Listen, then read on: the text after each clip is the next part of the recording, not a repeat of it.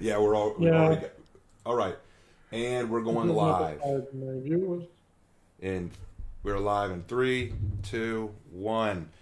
All right, hello everybody. Hello. Let's go ahead and get started. We got a lot to talk about today, so let's get things going. Let's do an audio check. Can you hear us? Let us know. If you cannot, please inform us. My mic says that it's working, but I want to make sure that they can hear. Lark, are you hearing us okay? I can hear us fine. Okay. Ladies and gentlemen, before we get started, a couple things that we want to say before we begin. We have a guest on with us. Let me give him a bit of a preamble just to explain what's going on here. So about earlier this morning, got a Discord message from a specific someone named Danny Fortuna, who contacted me to ask if he could join me on this live stream. At first, I wasn't sure why I should invite him until he explained.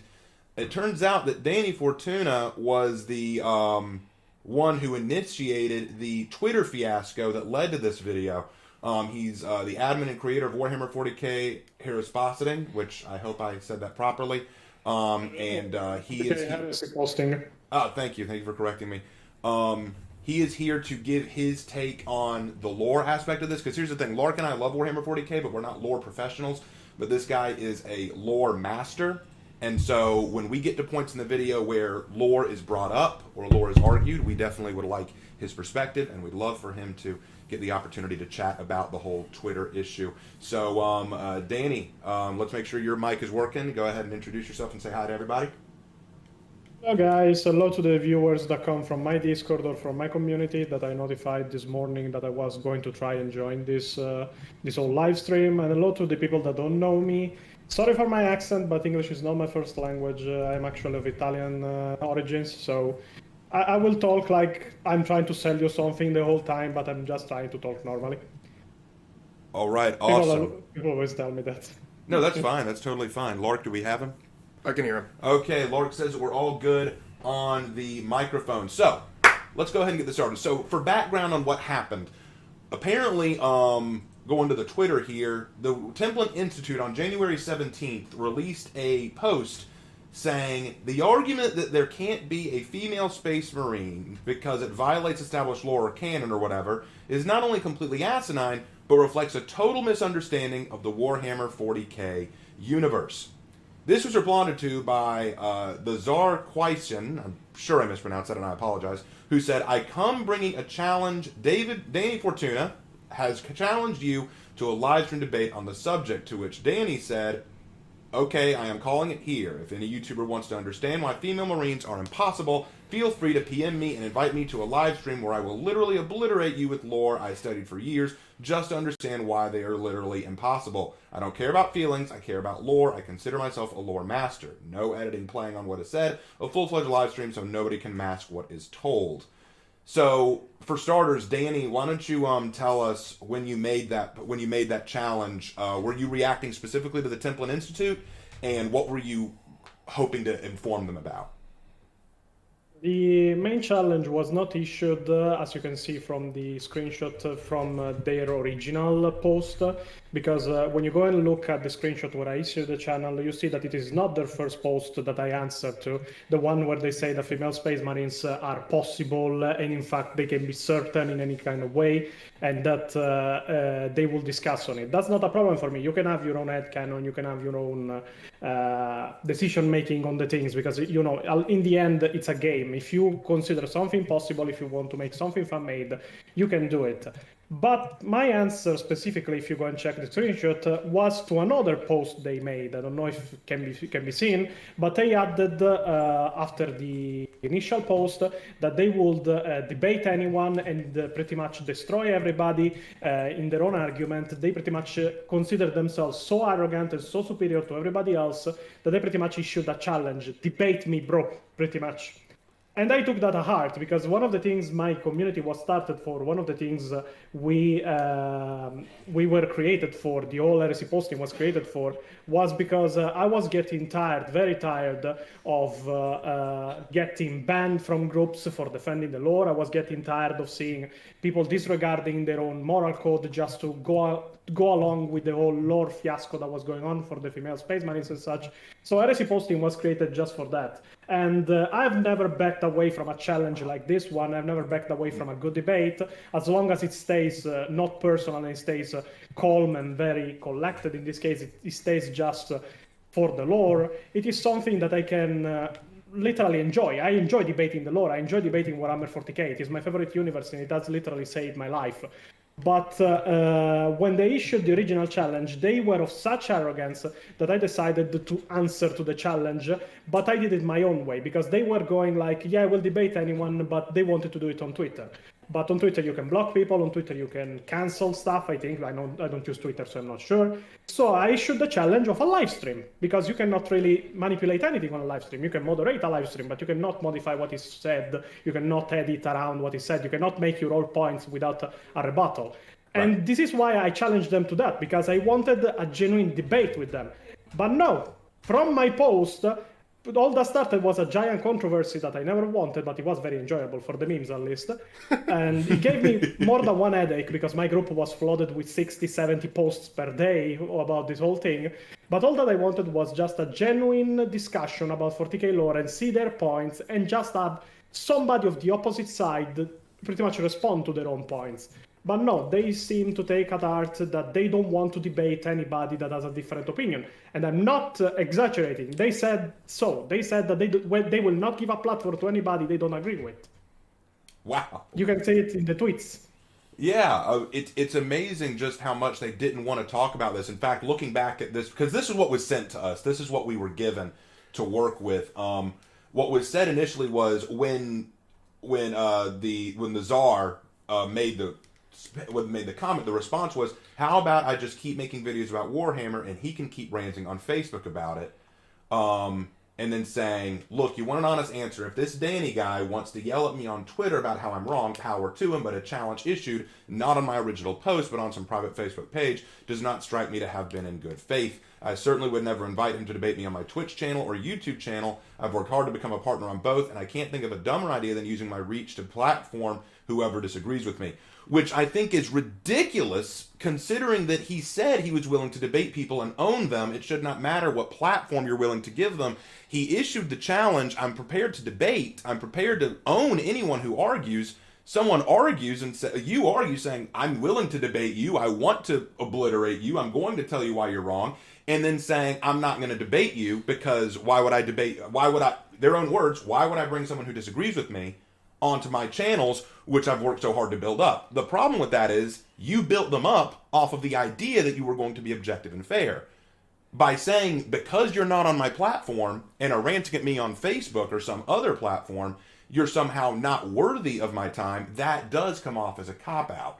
So I definitely think that they handled that very poorly. But the great thing is, because of what you said, Danny, this has turned into a bunch of memes. Like, there have now been lots of memes about how the Templin Institute backed out of a challenge they made because someone actually called them on it, and that's what leads to the video we're going to be talking about today.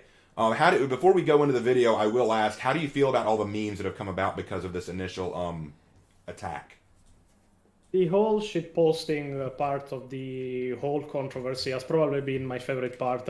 Not for my ego, because every single meme about it was either Templin Institute bad or Danny humiliated the Templin Institute. I don't have that much of a big ego, even if I accept those memes, because I moderate my own group myself. But the shitposting part was my favorite part, because I like a good laugh. I have a pretty dark humor myself on some parts, and it's one of the reasons I enjoy 40k so much. But I can enjoy a good meme even when it's made about a controversy, even if I am involved in the controversy about this whole thing. I'm still open to a debate with the Templin Institute. I'm still open to debate with anybody that wants to debate me on this whole thing. In fact, for the people that are here on that come from my Discord and such, for the people that are here because they are interested in this controversy, I pretty much organized my own debate and my own event that will go on the next week, and I will debate anybody that wants to come on, and I will debate anybody that even has differing ideas. That's the only thing I ask, really, having a confrontation with the people that don't think like me, because it is always good, and it is always a good experience and a growing experience to debate people about something you love.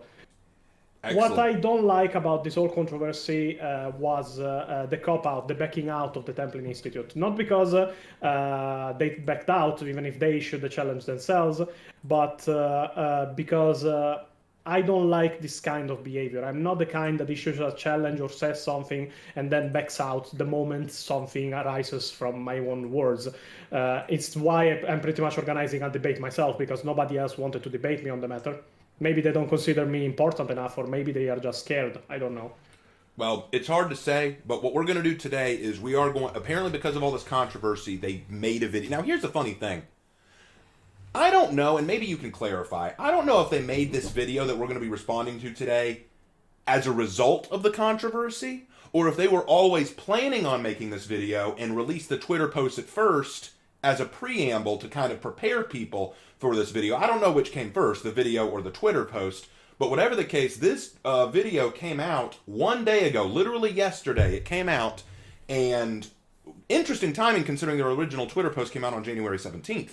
So it's been a few days. So I don't know if they were planning this video ahead of time and just opened that Twitter post first, or if they made this video as a response to all the Twitter posts. Considering how rushed this video kind of looks, it could go either way. So our plan today is we are going to take a look at this video and jump right into things. So before we get started, Lark, making sure we're all good, we're ready to go, audio's working just fine. Yep. We are going, and there to a few of our fans that are a little curious here. They're asking like, we didn't expect a guest. Danny is here because he is a certified lore master on 40K, and he helped sort of get this whole ball rolling. And so we reached out to each other to be able to get him on to get his opinion and to help explain sort of how the situation arose. So for those of you that popped in a little bit late, that's what's going on. And without further ado, I think we're ready to go. Okay, well, and for those who came in late, yes. The only thing, guys, because I actually didn't watch the video yet, because it would be a waste of my time. I was just given let's say the roundabout on what the video is about and what he says.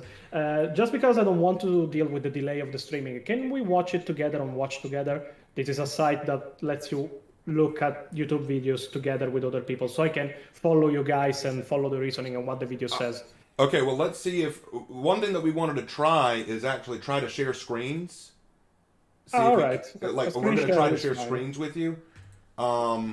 See if that will work. If not, we can try what you're suggesting.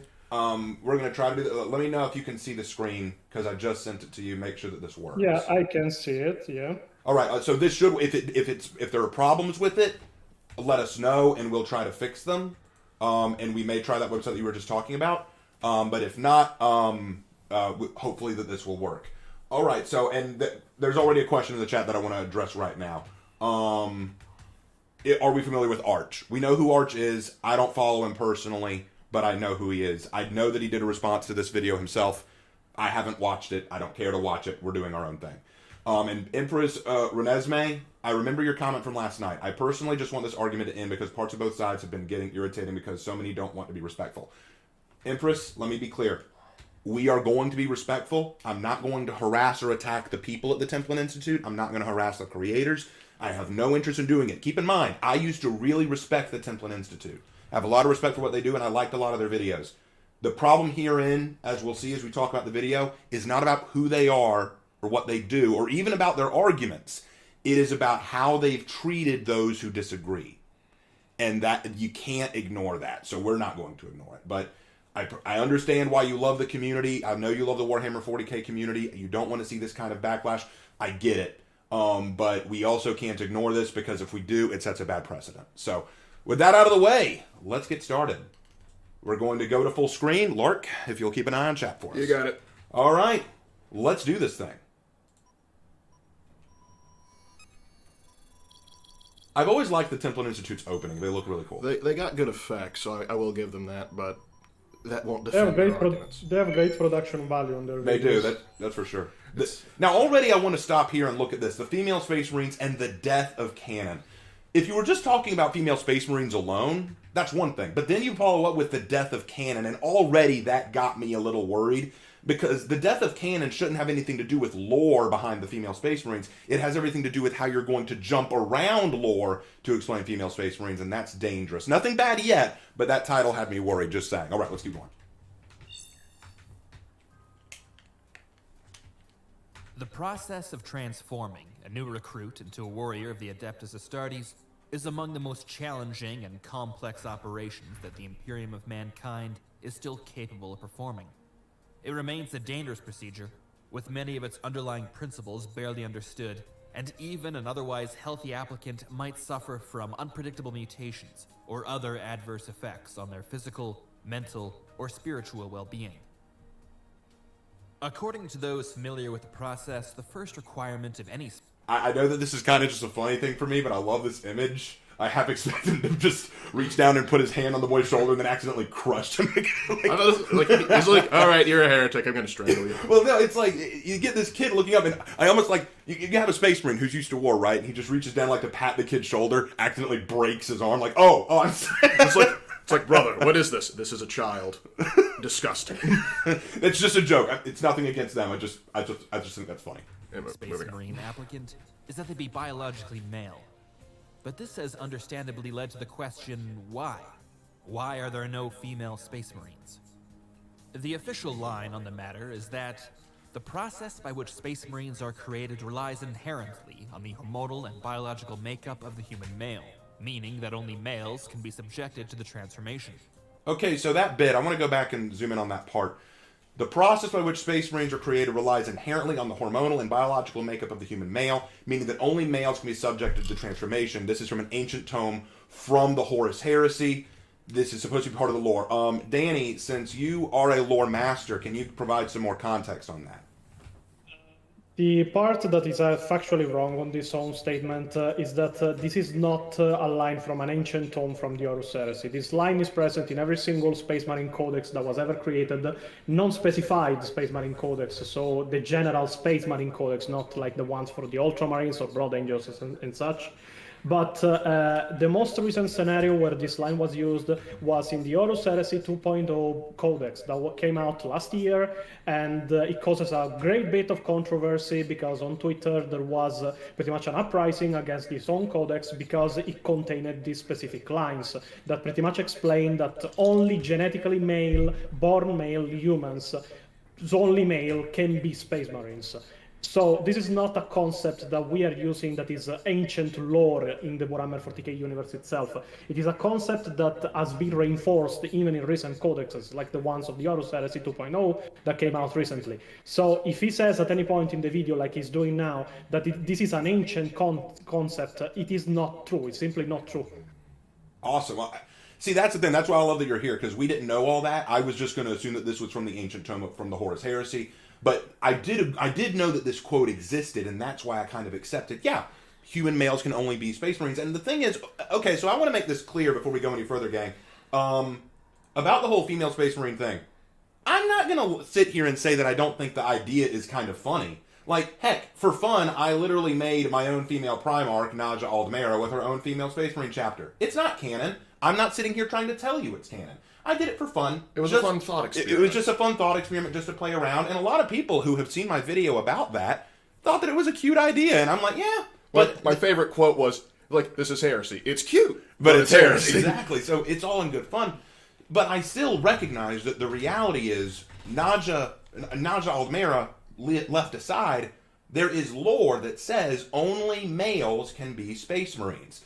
And before women say, well, that leaves us left out, you still have the Adeptus Sororitas, the Sisters of Silence, and women can be inducted into the Imperial Guard, into the Inquisition, into most forms of other combat and battle roles in the Imperium. So I don't see why you need to say, well, we also need to be in the Astartes. I don't see why that needs to be done. Now, Danny, just to sort of feel like, so this sort of controversy about female Space Marines was not just sparked by this Templin Institute. This was actually something that happened earlier with the release of codexes.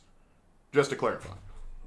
The point is that the female Space Marines controversy is a thing that goes on and on from years at this point. It has been called sexist, it has been called transphobic and such, but the main point of Space Marines being all males was not dictated by the market, like people say, because at some point there are people that believe that female Space Marines figures existed at some point. That is not true, and from what I know, he will actually mention that there were minis that existed and that there was lore made upon them, but there is a whole rabbit hole behind it, and it comes out that the minis were never called female space marines to begin with, and that the lore that was made was a fan-made lore made by a secondary house, an American house, while Games Workshop is British, and pretty much what happens is the whole controversy was sparked the moment the Primaris were created, and the moment there was pretty much a retcon to the lore from there that already split the fandom in two, because there are people that love Primaris, there are people that hate Primaris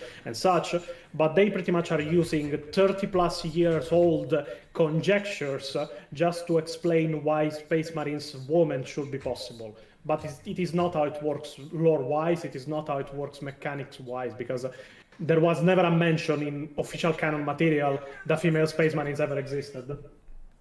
Thank you very much. That actually helps a great deal, and that provides more context to this. So before we go on, just saying, this piece right here, regardless of context, is the piece of lore that they've decided to display that explains that human males are necessary for making Space Marines. Let's see what they have to say about that. Logical makeup of the human male, meaning that only males can be subjected to the transformation. Ah, okay, so there it is. Case closed, right? There are no female Space Marines due to limitations inherent to the process of creating them. That sounds well, fair. Not really. What? The most important thing to remember when analyzing the grim darkness of the 42nd millennium, something which sadly many people seem to forget or ignore, is that every bit of information we have, every slice of text, every image, every piece of footage, everything, is coming from a source that can be either biased, misinformed, or outright lying. Let's stop right there. So his argument right there, it comes from this quote from Aaron Dembinski Bowden. One of the great mistakes made by almost every fan of Warhammer 40k is to take the canonical rules of another license and crowbar them into 40k. Usually it's an unconscious assumption based on a mix between common sense and Star Wars, which is a combination you don't expect to see every day. It also works about as well as you'd think. I got it wrong myself, right up until I was in a meeting with the company's intellectual property manager, a situation I find myself in several times a year. As part of the Horus Heresy novel series team, when I was specifically asked about canon, he replied with something I've tried to take to heart. It's all real, and none of it's real. That's a big highlighted part. It was a bit of an epiphany, to tell you the truth. It also reminds me of that another cool Qui-Gon Jinn line. Your focus determines your reality. Okay, so I want to start off saying that his initial argument comes down to this. This piece of lore that says that only males can be Space Marines, he wants to reject it because his argument is, in the world of 40k, we cannot trust canon. We are not allowed to trust canon because all of it's real and none of it's real, because there can be biases, there can be untrue information, there can be new information that comes to light. His whole argument is, because of the wavering nature of the lore in Warhammer 40k, we can't trust anything we're told. And this would... Look, here's the thing. I think that's silly. Danny, what do you think of that argument? The argument that the lore can just be ignored and can be changed and such, and even the answer that this manager gave to him, it's so real and none of it is real. It's not something that comes from management, it's not something that he imagined, it's not something that he made up. It is a real line used by Games Workshop, but in a very specific situation. This line presented itself for the first time ever because of a writer of them called C.S. Goto. Now, C.S. Goto was one of the worst Warhammer 40k writers ever to be hosted on Games Workshop library. He wrote the first 3 Dawn of War books, and they are some of the worst reads you can ever make in the Warhammer 40k universe, for 2 reasons. They are not well written, and they don't respect canon and lore. They have Space Marine growling like animals. They don't speak, they are just like beasts.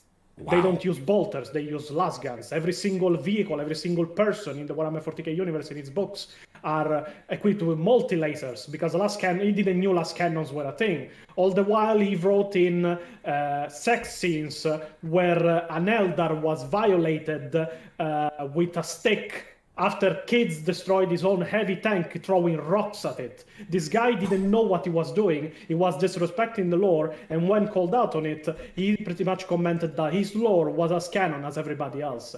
I invite you guys to actually look up CS Goat outside of the streaming, because it is very much a very fun read. All the fuck-ups he made in the Warhammer 40k lore in general. And Games Workshop at that point had just 2 choices. either go back, fix the books, or consider the books not canon, or invent something that can make the books canon and not canon at the same time, pretty much sparing you the work. And they made up, oh yeah, but you know, in Warhammer 40k everything is canon and nothing is. That I love the fact that this line that he's using to explain why female Space Marines could exist is made in an attempt to save themselves from another author's terrible choices, and now being used to excuse new terrible choices. This was dangerous. This is just from a personal standpoint, if you are dealing with a person who wrote horrible lore, what you do is you say, look, this is, we don't approve of that. We're going to scrap that. We no longer consider it canon. But instead, they just kind of went, oh, well, you know, maybe it is, maybe it isn't. It's kind of your own creation. My problem, though, is this is them scrapping a story, like a legend, not a rule that has been established within the world. Like, for example, like if we establish that the sky is blue, and like if someone says the sky is blue, and then someone says, no, I think the sky is green, well, then the argument is, well, it is and it isn't at the same time. No, that's an established rule of this world. The sky is blue. It's not up for debate. We both look at it, we both see blue, it's blue. Now, if we said, I believe that the story of Hercules is real, no, I don't believe it's real. Well, I guess it's real to me. That I could almost believe because, you know, what one person's idea of a legend and another person's idea of a legend can be debated. But a fact or a rule of reality, a fact or a rule of life, I don't think you can debate that as easily. I think that this was a very poor decision. But what I love about it is their explanation as to why female Space Marines could be a thing. Lark, you're itching to say something. Yeah, well, the thing here is, as Danny pointed out, like, this was made originally, it's like, hey, we released these books that go against already pre-established lore, and so there was a confusion and also a lot of people upset because they made some big mistakes with these books. Right. And so the idea is, the reason why they came out with this line is to say, hey, here's the reason why there's a little bit of a confusion in the lore. But with the whole female Space Marines things, there's no other evidence or no other argumentation in the lore, or that is, I have found in the lore, and Danny, you probably know more than the both of us, but there's no evidence to suggest that, hey, there's something that could possibly contradict it. Right. So to me, it just seems like this isn't the hill worth dying on, in my opinion. Agreed. All right, so this is his argument. Let's hear what he has to say now. Let's let him keep going. Every slice of text, every image, every piece of footage, everything is coming from a source that can be either biased, misinformed, or outright lying. This universe can never be condensed into a neat and tidy encyclopedia where every bit of data is attributed to some peer-reviewed journal or first-hand account. The history of the Imperium and the galaxy it inhabits is instead a blend of legend, myth, contradictions, deception, and forgery. In the grim darkness of the far future, objective truth does not exist. Anyone who tells you otherwise is probably looking to claim your soul. Okay, whoa. Okay, I'm going to stop you right there. In the far-off future of the 41st millennium, objective truth does not exist. The Emperor is currently on a throne and cannot get off of it due to the betrayal of his son Horus. That's not an objective truth. Is anyone going to say that to me? Like, that is a very dangerous phrase to say because it opens the way for anyone to argue, no, this is not true. The Emperor being stuck on the golden throne, that is not true. And anyone who argues that that's not true must serve chaos. Danny, tell us, are there any form of objective truths we can definitively say, like, this is true, there's no form of debate in 40k? In Warhammer 40k, the excuse of saying that everything we're reading comes from a biased source or unreliable narrator, it makes really no sense for the simple fact that we don't have real narrators in the books. Some of the books are from the point of view of the person living those moments. Now, there are some books that have unreliable narrators or that can be considered unreliable narrators, like the Macarian Crusade trilogy. The Macarian Crusade trilogy is not from the point of view of Lord Solar Macarius, as it should be, but it's from the point of view of one of his bodyguards, one of his future bodyguards, and a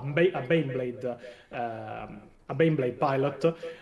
Little funny story, in that book, this Baneblade pilot goes on to sleep with a Calidus assassin for reasons, but it is a pretty funny piece of media. It is the only documented piece of media about that. It is very... It is a good read. Go read the Lord Solar Macarius trilogy. It's good books. But The point is, then how should we take the books that are not from the point of view of the Imperium? Like Brutal and Cunning. It's an Orcs book. Is that unreliable? I don't know. The Trades in the Infinite book. Is that unreliable too? How does it work? Which one is the unreliable source? If we go for unreliable sources, like the new series of not Game of Thrones, Blood of the Dragon, the series, the prequel to Game of Thrones, is following the families of Westeros before the events of Game of Thrones. Those books have unreliable narrators because the book itself is not a first-person story. It is the recalling of that story from two different sources that most often collide with one another. If the narrator of a book is the same person living those moments, the unreliable narrator part does not really come into play because there is no narrator. We are following the same exact stuff that happened to the main character of a story. There is no mention in any 40k book of having unreliable narrators ever, and there is no mention in Games Workshop statements that any book ever contained an unreliable narrator in it. I think there are stories that are wrong because they get retconned. It is a different thing when the story that goes on gets retconned. It happened to a book recently. I don't remember if it was Godblight or it was one of the Indomitus Crusade or Terran Crusade books, where pretty much the books made no sense. It had like 3 mistakes in it on timelines, and it pretty much jumped forward the timeline of 200 years. They went back and retconned it to happening just in a couple of decades. I think is that a reliable narration? No, that's a retcon. That's what it is. Well, what I was going to say is, I think that even without looking at 40k, like, I'm a historian. I looked at historical truths. And whenever you look at historical history, like whenever you look at history and you're trying to get to the truth of something, you often have to take different accounts of the same event. Like, when I studied the Crusades, I had to look at the Christian accounts and the Muslim accounts, and both sides are going to have different outlooks of how things happened. But by finding the similarities, by finding the areas where they can join and merge, I can come to a consensus of, okay, based on where we see these two things lining up, I can tell what was objectively true, what actually happened. And the same thing can be said with Warhammer 40k. You may have different accounts of certain things happening, but based on the parallels and the things that can join and meet, we can come to an objective understanding of, okay, despite what we see differentiated, what we see the differences in, we can see areas where they do line up, and we can say that these things happen. For example, the Emperor ruling mankind, but then ending up on the Golden Throne due to the Horus Heresy, most sources, biased or not, will agree to that. It would be very hard to cover up that truth or say that that's not accurate, because most of the sources that we have, all the sources that we have actually, say that that's true. I can't think of one that says, no, actually, he's fine. Or, actually, the Emperor is an Empress. You just thought it was a guy this whole time. I've never seen a single source that says that, so we can assume at least some things to be true. So the statement that there's no objective truth in Warhammer 40k is not true. But we're still only 2 minutes into this 12-minute video. Let's keep going. So if you read the aforementioned quote and decided to accept it at face value, good for you. The Imperium is always in need of easily persuaded, uncritical souls to work as leech harvesters and mind thralls. Oh my... Okay, so, guys, I'm going to say it right here, and this is just me talking. This is the reason I wanted to respond to this video. It has nothing to do with whether they're accurate or not on the lore. Here's the thing. If they could somehow present any evidence that female Space Marines did exist, I wouldn't care, okay? It's fine. Female Space Marines do or don't exist. That's not my issue with this video, and that's the reason I wanted to make this video. This line right here is setting up a very bad precedent. If you agree with the line that Warhammer Space Marines are all male, if you agree with that piece of lore, you're fine. Just know that you're an unthinking, uncritical drone. Know that you have no creative semblance. You are just another working drone who agrees with everything he's told without ever questioning it. Here's the thing. When people say that, oh, we're just overreacting to this, here's the reality. For me, it has nothing to do with whether he's right or wrong. The way you treat your opposition is awful. It started with the Twitter thing. With the Twitter thing, you were challenged to a debate and insulted your opposition, saying that they're just yelling at you from Facebook. In this case, you're saying if you agree with this line and just think it's gospel, then you are nothing more than a drone who can't think outside of what they're told.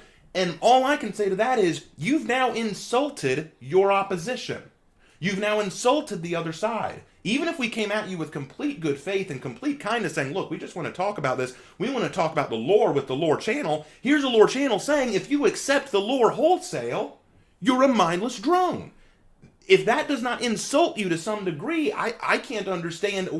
I hope you understand now why we wanted to make this video in the first place, because this was insulting. Well, to add to that, these guys, as you point out, they're a lore channel. And that's how I got into them, because back when I was in college, I used to like a lot of their stuff. And let's say, hypothetically, someone views a Warhammer 40k video from these guys, like, say, the Cadia video. Right. And they say, like, and they hear how they talk about how Cadia was destroyed. And they say, oh, I didn't know Cadia was destroyed. I guess Cadia was destroyed. Are you going to call that person an automaton just because he took you at your word? Exactly. Because that's what you use the source of the lore says? Or are you going to say, no, don't just automatically assume Cadia was destroyed. Question it. Think about it. Cadia still exists. You're just a sheep. The problem I have is, I agree, we should question things. We should ask questions. We should explore. The problem here is, you're telling the people who agreed with this, you're not saying, we tried to look at something else, or we considered other alternatives. You called us mindless drones. So I'm sorry, Templin, you deserve what you get for that. Let's keep going. But for me, the more interesting way to interpret this universe is to never fully trust anything you've been told. So when available sources claim that the process of creating Space Marines is only successful in men, and in almost every instance, artwork and footage depicts the Astartes universally as men, I am inclined to believe that, yeah, female Space Marines don't seem to exist. But do I take this as unshakable evidence? No. Genetic engineering is one of the few areas of scientific advancement that survived the Age of Strife more or less intact. It is very likely the only... video. Alright, okay. No, it didn't. This statement is pretty much completely 100% false from a lore standpoint. The creation of the Space Marines is not some remnant of the Dark Age of technology, is not some remnant procedure coming from the past. The creation of the Space Marines is directly linked to the work of the Emperor. The Emperor of Mankind created the procedure to create Space Marines in general. During the Dark Age of technology, nothing superhuman ever existed, and their genetic enhancements were a lot more advanced than the Warhammer 40k lore itself. This pretty much contradicts directly whatever they said in the original Imperium of Man video when there was still the female narrator on board. She said, and I quote from that exact video, "It is a regime built on benevolence and cruelty, repression and stagnation, irrational superstition and bureaucratic corruption, a nation tempered in the fires of endless war."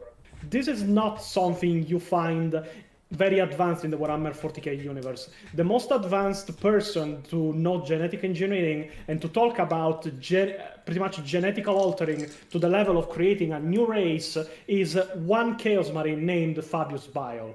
Fabius Bile, in one of the books of the War of the Spider, comments, and I quote, "I understand why the Emperor never made the female Space Marines," unquote. Wow. So we straight up have a quote from someone who actually says he understands why that never happened.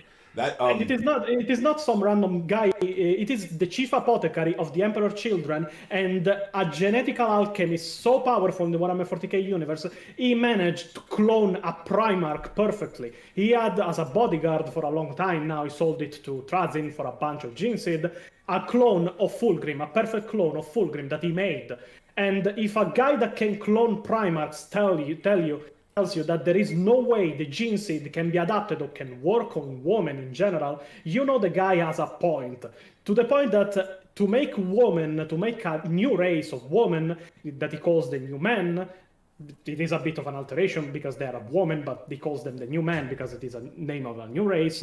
He made pretty much another kind of superhuman being just to make them women, and he's using them to form pretty much an army that is capable of going against Space Marines. But even then, he was not capable of making them as strong and powerful as Space Marines are. And by his own quote, as he said always in the War of the Spider, "If my creations could find a Marine alone and take him by surprise, all in group, so like 4 or 5 of them versus 1 Marine, there is a chance they can win. But if they find a squad or they cannot take him by surprise, the Marine will always win the encounter."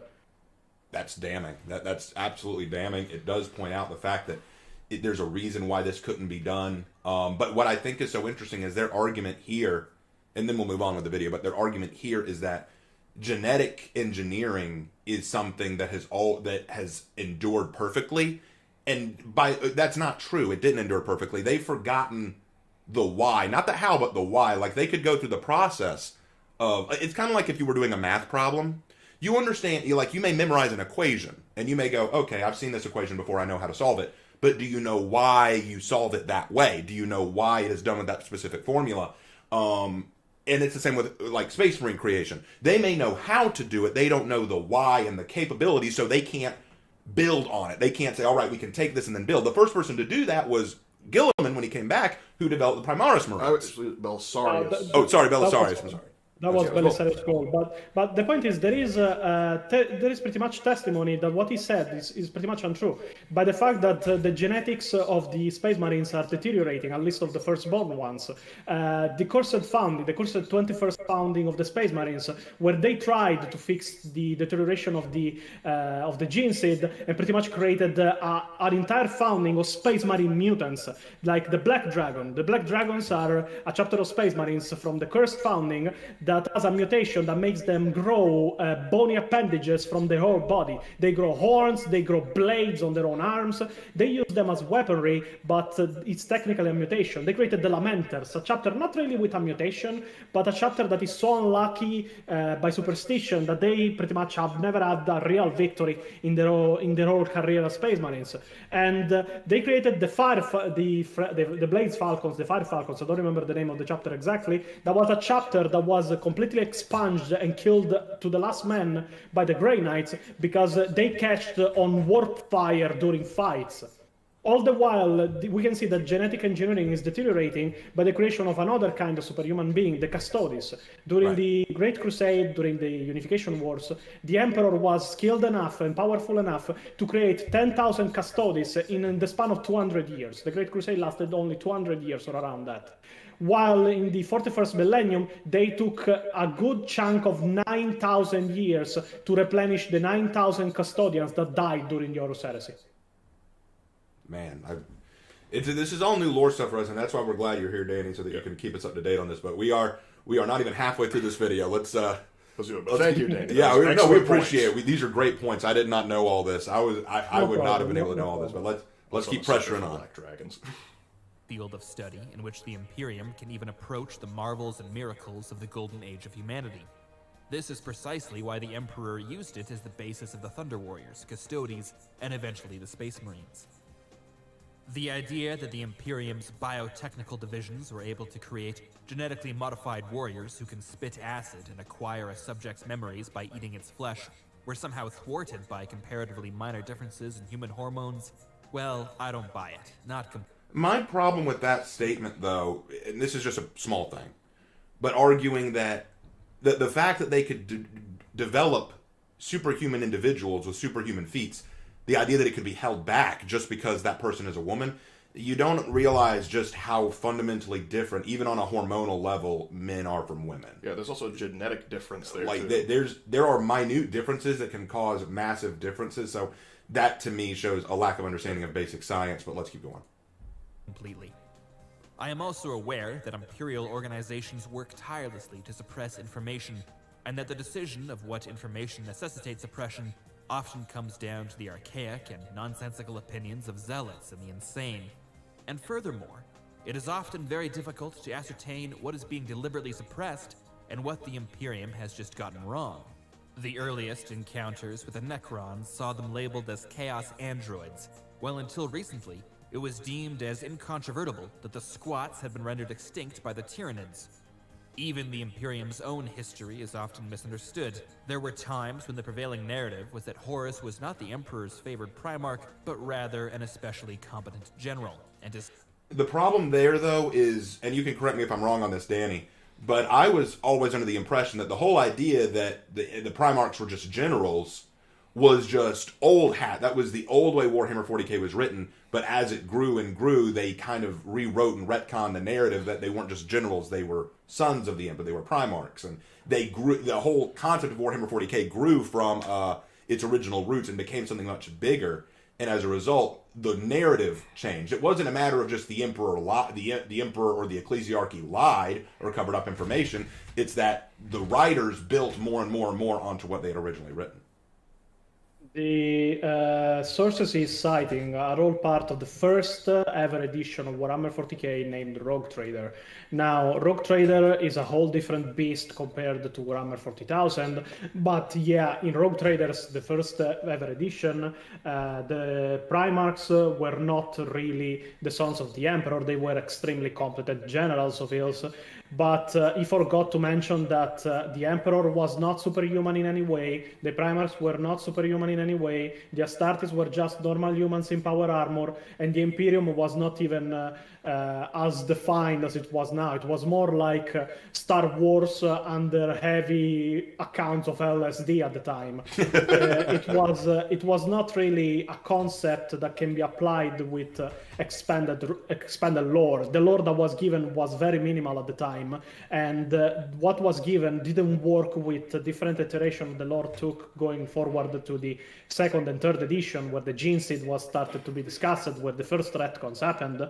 And pretty much what he's citing at this point is a different universe compared to what Warhammer 40k became following the second and third edition. Rogue Trader is not a thing anymore. It's not something reliable. It's not something you can use as a source for the changes that happen in Warhammer 40k. It's not something the Imperium changed. It's something the writers changed. So it's not something the Imperium is unreliable in telling. It's just that Warhammer 40,000 became Warhammer 40,000 later than the first edition that was Rogue Trader.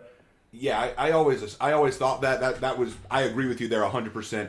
Using Rogue Trader, because what they're trying to do is they're trying to say that Rogue Trader and the information from it is not its own separate thing. They're trying to say, no, this was all information the ecclesiarchy or the lore told us, but then new information was added. And I'm like, that's ridiculous. Like, if you wanted to add something like, oh, we just found out that the squats are still around, that's one thing. But to say, oh, but they used to tell us that Horus and the Primarchs were just really competent generals. Now we know that, and like that, Rogue Trader, like you just said, is not 40k. It's very different. But let's keep going. Let's hear what else they have to say. This heresy lasted only 7 days and 7 nights. With all this in mind, my personal interpretation is that female Astartes almost certainly... Okay, stop right there. I'm sorry, I know we keep stopping. I recognize that this picture is going into that. Oh no. Yeah, but... My point is there, like, I want to state, like, regardless of the picture, my issue is my personal opinion. Here's the reality: lore, like you said in your own Facebook post, it doesn't matter what you feel. It doesn't matter how you want it to be, or in your own personal headcanon. What lore says is what lore says. Like, if I really want Naja Aldmera to be one of the lost Primarchs, I can whine and cry and moan about it all I want, but if the lore says there were no female Primarchs in stop, then it doesn't matter what I whine about or what my headcanon says. That's the lore. I can't go to Games Workshop and says, hey, change the rules for me. No, there are rules for a reason, but let's keep going. Heresy lasted only 7 days and 7 nights. With all this in mind, my personal interpretation is that female Astartes almost certainly existed during the time of the Great Crusade. I think the Emperor, in this progressive era, had fully mastered the creation of the Astartes. Sorry, how did he call progressive era? The progressive era of... Crusade was about? Wow. Like, progressive era? What the fuck is he even talking about? Like, sorry if I have a little outburst like this, but calling the Imperium of Men, even at the time of the Great Crusade, progressive, is like calling Nazi Germany friendly. It's not something you can simply do. The Great Crusade era was an era of slaughter. It was not progressive in any way. The Emperor, if the Emperor or the Imperium came to your planet, they gave you a simple choice: submit or die. It was not open to interpretation. It was not open to new ideas. The Emperor was guiding everything. There was nothing out of his own control at the time. And calling itself progressive is not something I will define the Imperium at large even during the Great Crusade. Now, saying that there were female Space Marines, No, that is wrong, because the Emperor forbade them even before creating the Marines themselves. There is a little story about it of Malkador and him talking about it, and he even gave his own reasons as to why he did that. I think it is in the book Valdor, Birth of the Imperium, that his reasons were given, but in itself, the Great Crusade was not a progressive era. It was a bloodshed where the Emperor just created sentient living weapons and launched a space assault on the entire galaxy just to recover the lost technology and to use it for war. Every single effort was dedicated only to war. There was nothing progressive, and you can see that by the fact that the Emperor gave you the choice to renounce your own religion or die. And when Lorgar started to convert planets to religion again in the progressive era, the Emperor not only punished him, but destroyed an entire planet because of it, and destroyed his favorite city, and pretty much reduced it to ashes. He was very progressive in that era, I must say. Oh, indeed.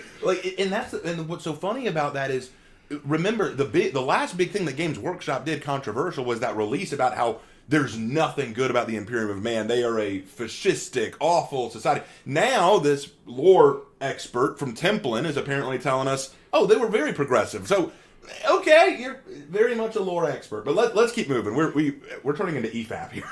That's not necessarily a bad thing. It's not a bad thing, but let's keep going. Let's keep going. Perhaps even some famous figures from this era were in fact female. But at some point Citation in the history needed. of the Imperium, possibly because of complications with implanting gene seed, but more likely because of some ignorant proclamation by the ecclesiarchy or another imperial institution, the idea of The ecclesiarchy? No, it is not the ecclesiarchy. The Emperor said that he will never make female Primarchs or female Space Marines. Well, no, my argument there is okay. Their argument is the ecclesiarchy probably made some proclamation as why female Space Marines couldn't exist, and why he said that is to probably argue that the ecclesiarchy is somehow patriarchal. But didn't the ecclesiarchy create or ordain the creation of the Sororitas? The Adeptus Sororitas and the Sisters of No, Silence? the Adeptus Sororitas are born from a different caveat that happened. Sorry, in the chat were saying that I was far from the mic, and it was true. Now I'm closer to it. Do you hear me better? Yeah, you're good. Oh yeah, you're good. Okay. The ecclesiarchy itself has nothing to do with the stopping of the production of female Space Marines. The creation of female Space Marines was stopped by the Emperor and pretty much laughed off as madness when his own counselor... oh my god, I'm having a hole in my memory. Malkador the Sigillite. Pretty much, this is another claim that I'm sure we will see come up in the video, but I will explain it now. Malkador the Sigillite suggested to the Emperor to make some of the Primarchs female, and by comparison, making some of the Astartes legions female. Now, that is true, that has happened, but I'm sure they will leave out the response the Emperor gave to Malkador after pretty much laughing off the whole thing as madness. He pretty much explained why he wouldn't do that. Now, removing the genetical difference that I'm sure he was aware of, removing the genetical difference that pretty much makes men a lot more fit for war because we are stronger, faster, better reaction times. Put in comparison two bodybuilders, one man, one woman, give them 6 months training the same way for the same time and everything, the man will always win. Always. Like, there is proof of that. There is studies on that. There is no comparison between men and women, especially in war.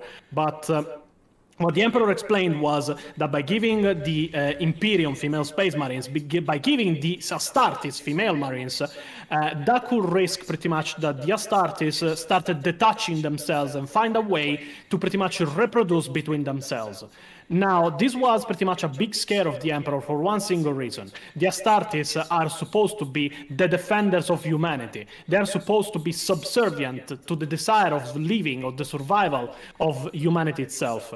Giving them the means of reproduction means they can, in a couple of generations, detach from humanity completely and pretty much, if not educated correctly, become enemies of the Imperium of Man and become enemies of humanity for one single reason. Why should the superhuman warrior that can reproduce by himself and that sees you as a weakling by norm ever defend you? Why shouldn't he enslave you? Why shouldn't he destroy you and make more like himself? No, that makes total sense. That's And in fact, it's very good argument. That's a great argument. In fact, the other thing to keep in mind there is many have pointed out that the Space Marines themselves are in many ways beyond human. Like, they are both human and yet not human at the same time. And if they see humanity, normal humanity, as weaklings, in fact, many Space Marine chapters actually do think normal humans are lesser than them, but they still protect them because that's what they're charged to do. If you start reproducing it's not only because of that, but because they are created from humanity. They have to defend humanity to make more like themselves. Right. It is not a matter of doing it or not doing it, even if they disregard human life most of the time because they are already detached. Now, if in the 41st millennium, the Astartes are already so detached from humanity, removing guys like the Lamenters and the Salamanders, that they will let an entire human population die just to win a war. Imagine if you gave them even the means of not having any use out of humanity.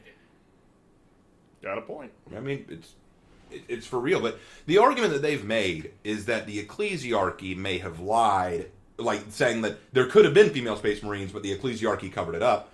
I think that's ridiculous, and we've proven that here. Let's keep rolling. Female Space Marines fell out of favor. Today, if any still remain within the chapters, they are a rarity. Furthermore, I am almost convinced that with the slightest bit of effort, the Space Marine chapters could again accept female recruits. But the Okay, Lark, you made a good argument against this yesterday when we first watched the video. When he says here that if Space Marines were possible, but were no longer involved, now, with the slightest bit of effort, they could bring back female Space Marines if they really wanted to. And you pointed out, when Guilliman returned, if there were female Space Marines during the Great Crusade, and they just phased out because of the ecclesiarchy or whatever, like, let's play that game. We'll play that game. There were female Space Marines, and the ecclesiarchy kind of phased them out and said that we shouldn't do them. With Guilliman's return, with his creation of the Primaris Marines, why didn't he look around and say, where are all the ladies at? Where are all the chicks? They were around in my time. Where are my daughters? Like, why wouldn't he, if that's true, if what they say is true, why wouldn't Guilliman say, no, bring back the daughters of the Emperor, bring back the female Space Marines, because they were around, but he never said that. He never said, guys, bring back the women. It's too much of a sausage fest in here. He never said that, never made that argument. So them saying, Templin Institute saying, with the slightest bit of effort, they could bring it back. If Guilliman did not ordain it, that implies it was not a thing, and they never wanted it to be a thing. So, but then again, I guess they're going to argue the lore doesn't matter. Let's keep going. Imperium has become so entrenched in religious dogma and ignorance that it's become unable to question and possibly disprove what it considers to be the absolute truth. The Imperium senselessly wasting 50% of its own available manpower, if you'll pardon. False. Lark, you have something to say. Here's the thing, though. You're not wasting 50% of them. Like, the women of the Imperium aren't just doing nothing. Even if you want to exclude, like, actually helping out in the Manufactorum, helping out, like, produce supplies, and, just, help reproduce with humanity in general, there are women in the military. There are plenty of them in the Imperial Guard. We have female Inquisitors. We have the Sororitas. We have the Sisters of Silence. We know that some of them are assassins. So it's not like they're not... And heck, we have, like, Imperial Saints. Saint Celestine. She's... Like, are you saying she doesn't count towards the female population of the Imperium? Well, the other problem with that is that he's arguing we're wasting 50% of our manpower. You are aware that all the Space Marines don't even make up 50% of the fighting force of humanity.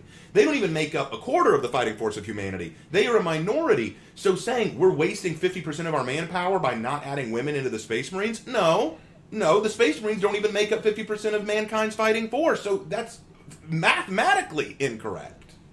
The problem is in the context of what he's saying, because to a mind that is fresh to 40k, to somebody that doesn't know Warhammer 40k itself, I have dedicated years of my life just studying Warhammer 40,000 because it is pretty much my biggest passion, and it has literally saved my life because I found Warhammer 40k when I was in a very dark place mentally, and I don't know if I will be here without Warhammer 40k. But to somebody that is just a casual fan, somebody that doesn't do their own research and lore, somebody that doesn't know the context of the Imperium, this line he said, they are wasting 50% of their own recruitment pool, is something that might seem true.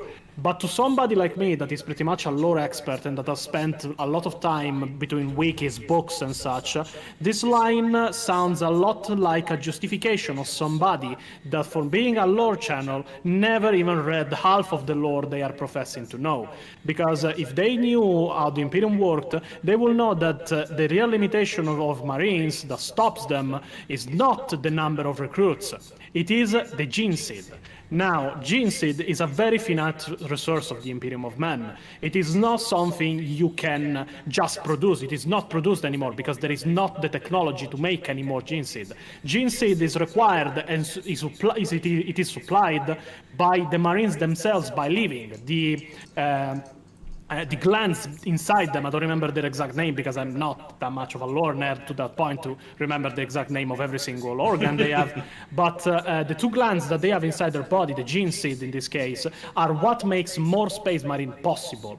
So removing that, they need very specific genetical levels of compatibility with the gene seed. This we can see it in the book Dante by Guy Haley, my favorite book on Warhammer 40k, in fact, where we see the selection process take place, and an apothecary pretty much goes to every single child that is in the groups that are going to take the trials and checks them with pretty much checks their genetical makeup to see if they're even compatible with the gene seed.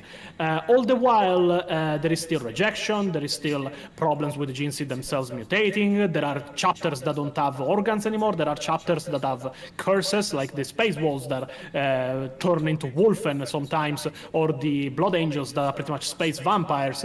Gene seed is what makes a space marine, and it is a very finite resource that is degrading over time and of which the space marines don't have plenty. It is one of the problems they have fighting the Tau. The Tau have such weaponry, and the space marines are very angry with them for it, that they destroy pretty much the body of a marine before the gene seed can be recovered. So saying just, yeah, they're wasting 50% of the recruitment pool is not the real problem. The real problem is that they don't have the gene seed to even attempt this kind of experiments because they simply don't have enough to indulge in this kind of stuff.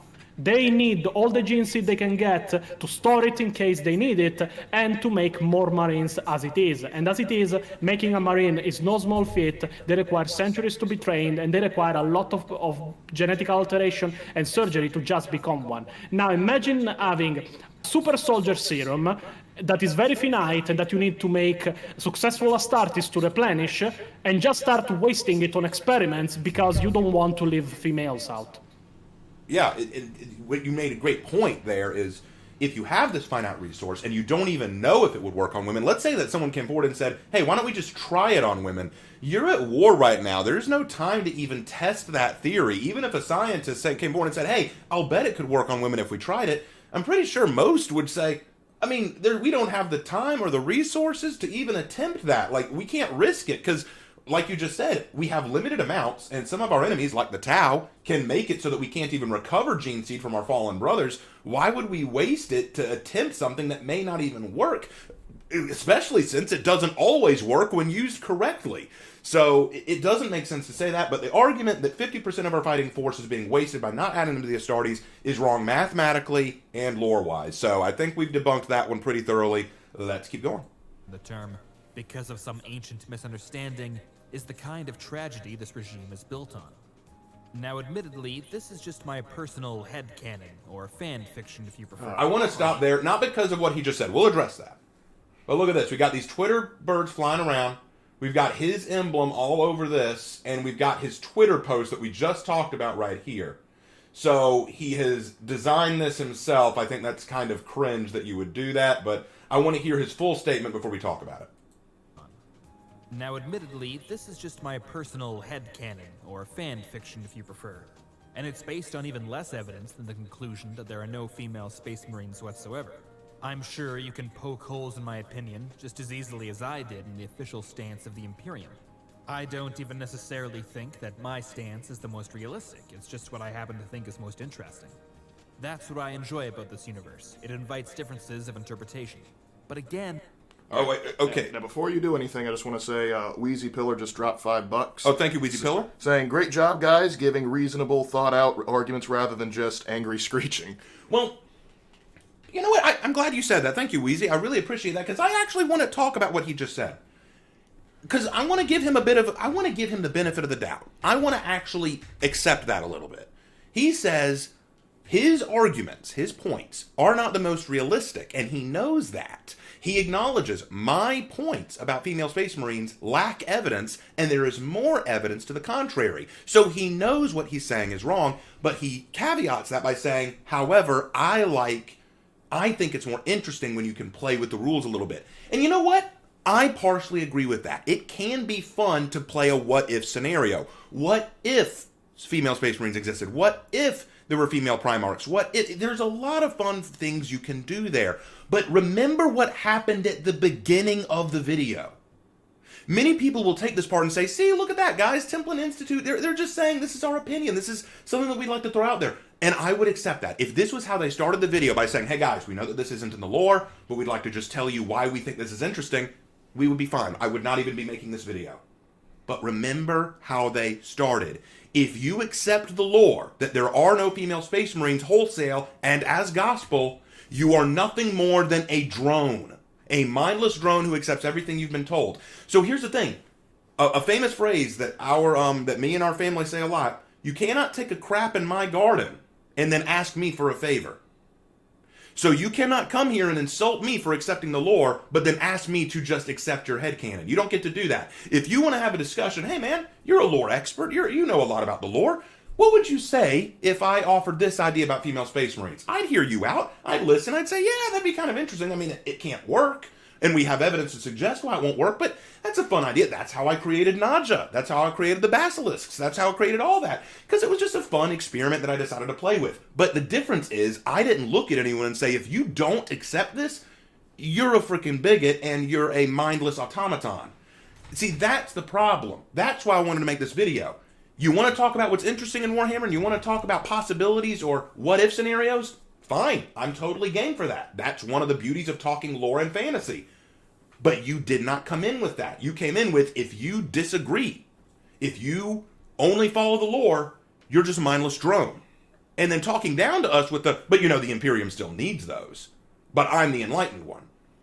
See, that's what it comes down to. You know which group, which organization, within Warhammer usually pulls that card of, do you really want to be a drone for the Imperium? Do you really want to just accept everything you're told? Usually that's the tactic of Chaos, who say, do you really want to listen to everything told about this corpse emperor? Do you really want to believe everything that the Imperium tells you? That's usually Chaos's chief tactic. Now, the real question therein, right, Raven, is what chaos god is the Templin Institute working for in that time? Well, my overall point here is, when people come to me, I had a few people telling me, hey man, be careful how you approach this, because it looks to me like all they're doing is just telling their headcanon. And that may be all they're doing, but that's not how they presented this argument. They argued that we were all mindless drones for agreeing with the lore, and they want to argue the lore doesn't matter. And that is the reason for this video. In fact, the funny thing is, we weren't even going to invite Danny on at first. Danny came to us and we brought him on.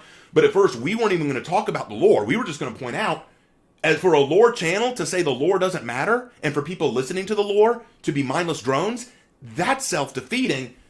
Sorry about that. I just wanted to say that. Let's keep going. I can't put any more stock into this own interpretation of mine than I would into anyone else's. The universe just doesn't work that way. Is it possible there never were any female Space Marines? Yes. Okay. Is it possible there are female Space Marines somewhere No. out there in the galaxy? Yes. Okay, I want to pause right here and take a look at this image. I think it's so funny that we have a Space Marine woman art here, and she has this nasal piercing. I know it's not a big deal, but I just laugh at the idea that, yes, these Space Marines who are bred and raised only for war and combat take the time to put a ring in their nose. The problem is, I just see that and I immediately think to Flash Gits and of their, the one pronoun to rule them all. It's like, and women with septum piercings who, above all else, desire power. Well, what he said there was funny. He said, is it possible that there were never any female Space Marines? Yes. Is it possible that there were female Space Marines, or some are out there? And then he says yes, and here's why I disagree. I'm like, here's the problem, son. Here's the problem.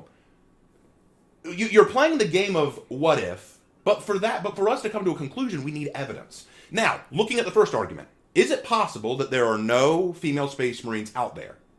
Yes. And we answer that with evidence that says, no, we have seen none. There's no stories about them. There's no lore about them. There's no evidence for them. There's nothing out there to suggest that they exist. There's no canon lore that it suggests they exist.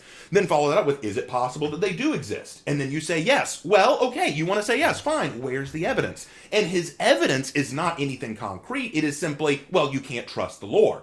Hold on then. If we can't trust the lore, then how is your channel still functioning? You're a lore channel. If we can't trust the lore and just accept what we want, then your lore channel is irrelevant. We can easily argue that the emperor was an empress. She is not on the throne. It's actually a giant toilet, and she just has bad constipation. The ecclesiarchy is made up of a bunch of clowns, and the chaos gods are actually benevolent good guys. And if you say, well, that's not accurate to the lore, the lore is untrustworthy. We cannot trust it. This is the danger of what you're doing, Templin Institute. This is the problem with your whole argumentation. I had a person come to me in a comment saying, I watched their video and I didn't see anything wrong with it. This is what's wrong with it. It has less to do with their lore inaccuracy. Sorry, Danny. Just saying, it has less to do with their lore inaccuracies. No worries. It has everything to do with how they're treating the lore. And, Lork, what's that? Oh, Jiv just dropped $10 saying, I never understood why female space marines being a thing is so important. Should I make male sisters of battle or sisters of silence? Just weird to me to have this be the hill to die on. I agree with that 100%. Thank you for the $10. I agree with that 100%. And on top of that, Bishop Dogeberg just dropped £5. Thank you. Big shout out to the brothers in the Heresy posting. Also, great discussion, lads. Thank you. Well, thank you. We're only halfway through, believe it or not. Holy crap, we've been at this for over an hour. We need to keep moving. Okay, we're making EFAT proud. We're making EFAT proud. But anyway, okay, so that's my point there. Sorry, guys. I am sorry for rambling. Let's keep going. Is it possible there could be an entire chapter consisting only of female space marines? Absolutely. And is it possible that this all-female chapter is in fact the Ultramarines or the Black Templars or the Space Wolves? No. There's a lot of evidence to the contrary, and while I can be 99% certain that this isn't true and that Marnius Calgar is indeed a man, the very nature of this universe means it's impossible to say with absolute certainty. Okay, so that statement right there. What he said, here's the thing. He started off with, is it possible that female Marines never existed? Yes. Is it possible that they do exist? Yes. Is it possible that a whole chapter exists? Yes. And then moves on from there. Is it possible that this all-female chapter is actually the Ultramarines, the Space Wolves? And I'm like, whoa, stop. Here's the problem with that. And, I mean, Danny, you know this better than anyone else. We have names and information on specific Space Wolves and Ultramarines to tell us they're men. So that he actually reached too far. If he went, like, when I created my all-female Space Marine chapter for fun, I called them the Basilisk Legion. And if you want to argue, oh, here's my evidence, Raven Knight created the Basilisk Legion. I'm going to be the first to tell you, they're not canon. I made them for fun. But you're looking at the Ultramarines and the Space Wolves, and I'm going, you are aware there's not one Space Wolf named or one Ultramarine named that is a woman, right? And then he says the name. What was the name he said? The point he's making is not even accurate to the information we have in this case, because there is a comic, the Marvel comic of Warhammer 40k, where we see the origins of Marnius Calgar. We find out his name was not even Marnius Calgar, but for a Space Marine to change name when they become one is not a new thing. But we can see from the very beginning, from when he was a child, that he was male. So his own interpretation of stuff doesn't count when there is proof expressly on the contrary. It's amazing, and his argument seems to always come down to, we just can't trust the lore. And again, I hate to sound like a broken record, guys, but if you're right and we can't trust the lore, then how can you justify your own channel's existence? Your whole channel predicates itself on teaching us lore. By that logic, then, Templin, your channel has no merit and it has no teeth. Because if you say something in one of your future videos, let's say that you come out with a video later about Lord of the Rings where you talk about Sauron, and I don't like what you have to say, all I have to do is say, well, we can't trust the lore. How can we trust anything that we've seen? It's all fantasy. It's all made up. I can't trust it. But all because of what you're saying here. Because I find it more interesting to tell my own headcanon. Imagine if I made that argument. If I argued, no, Nadja Aldemera and her legion have to be canon now because I find it more interesting. No, that's not how that works. That's not how any of this works. I think that people like this. Actually, you know what? I'll save it for the end. I'm going to save this argument for the end. Let's keep going. Even in our own era, there have been times when historical figures commonly believed to have been men were later discovered to have been women, and Okay, this is stepping into our domain now. He argued just there have been cases in our own world history where people who we knew to be men turned out to be women or vice versa. I looked into what he was talking Yeah, about. Lark and I researched this. So here's the thing. There are a few cases, but it's typically like, oh, this woman pretended to be a man and operated as a soldier. And there are a few cases of that in history, but the thing is, they are typically few and far between, but also the difference is these people that you're referring to did not have a gene seed put in them to turn them into super soldiers. But it's not only that. Here's the thing. We're discussing real history versus lore.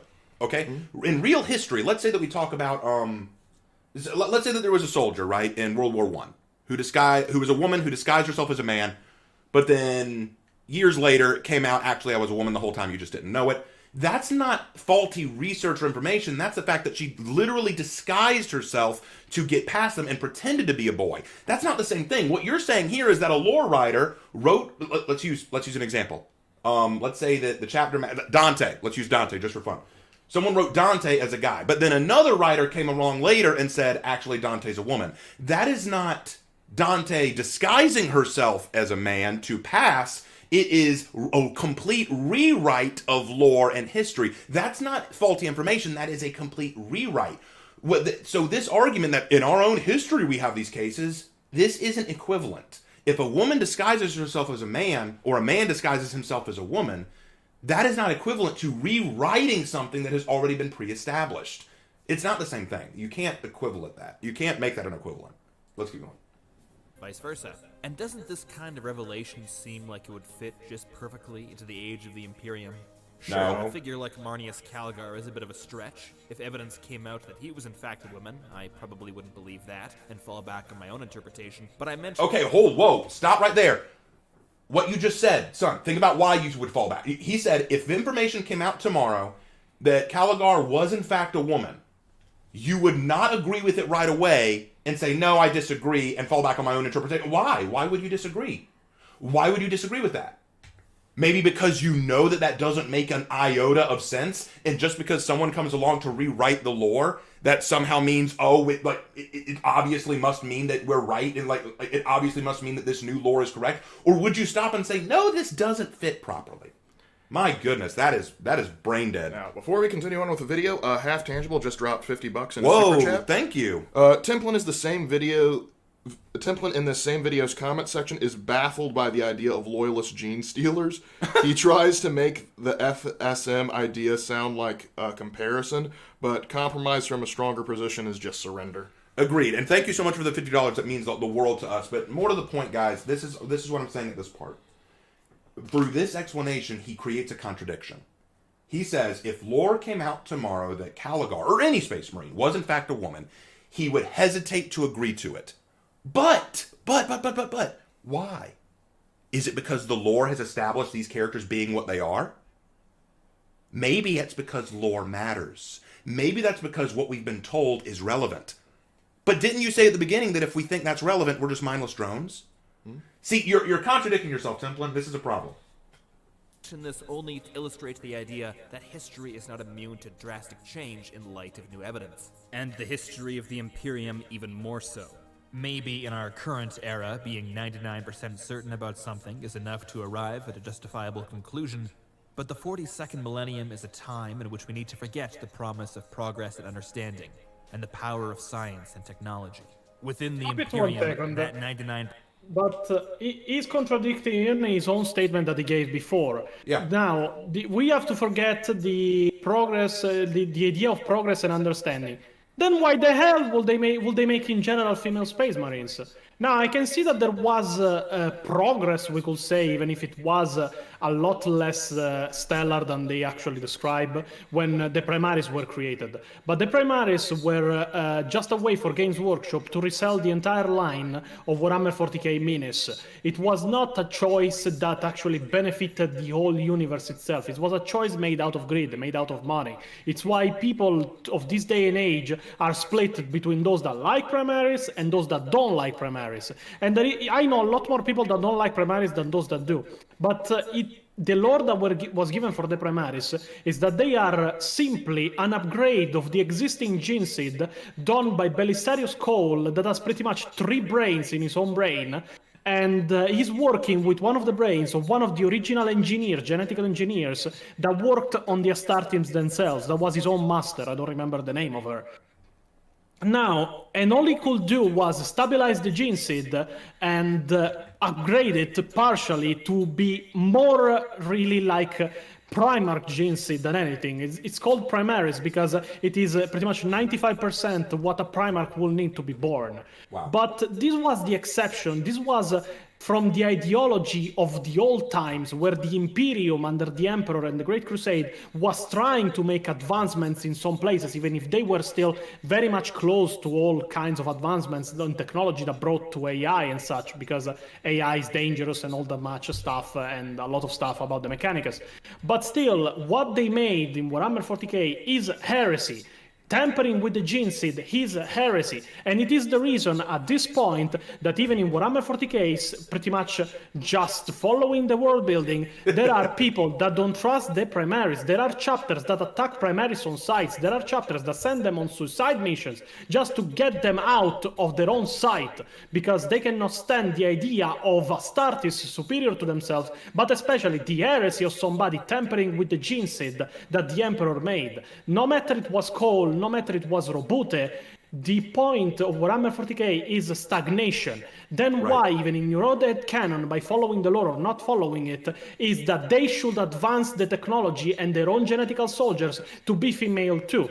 Because it might sound a bit sketchy, but it was already done.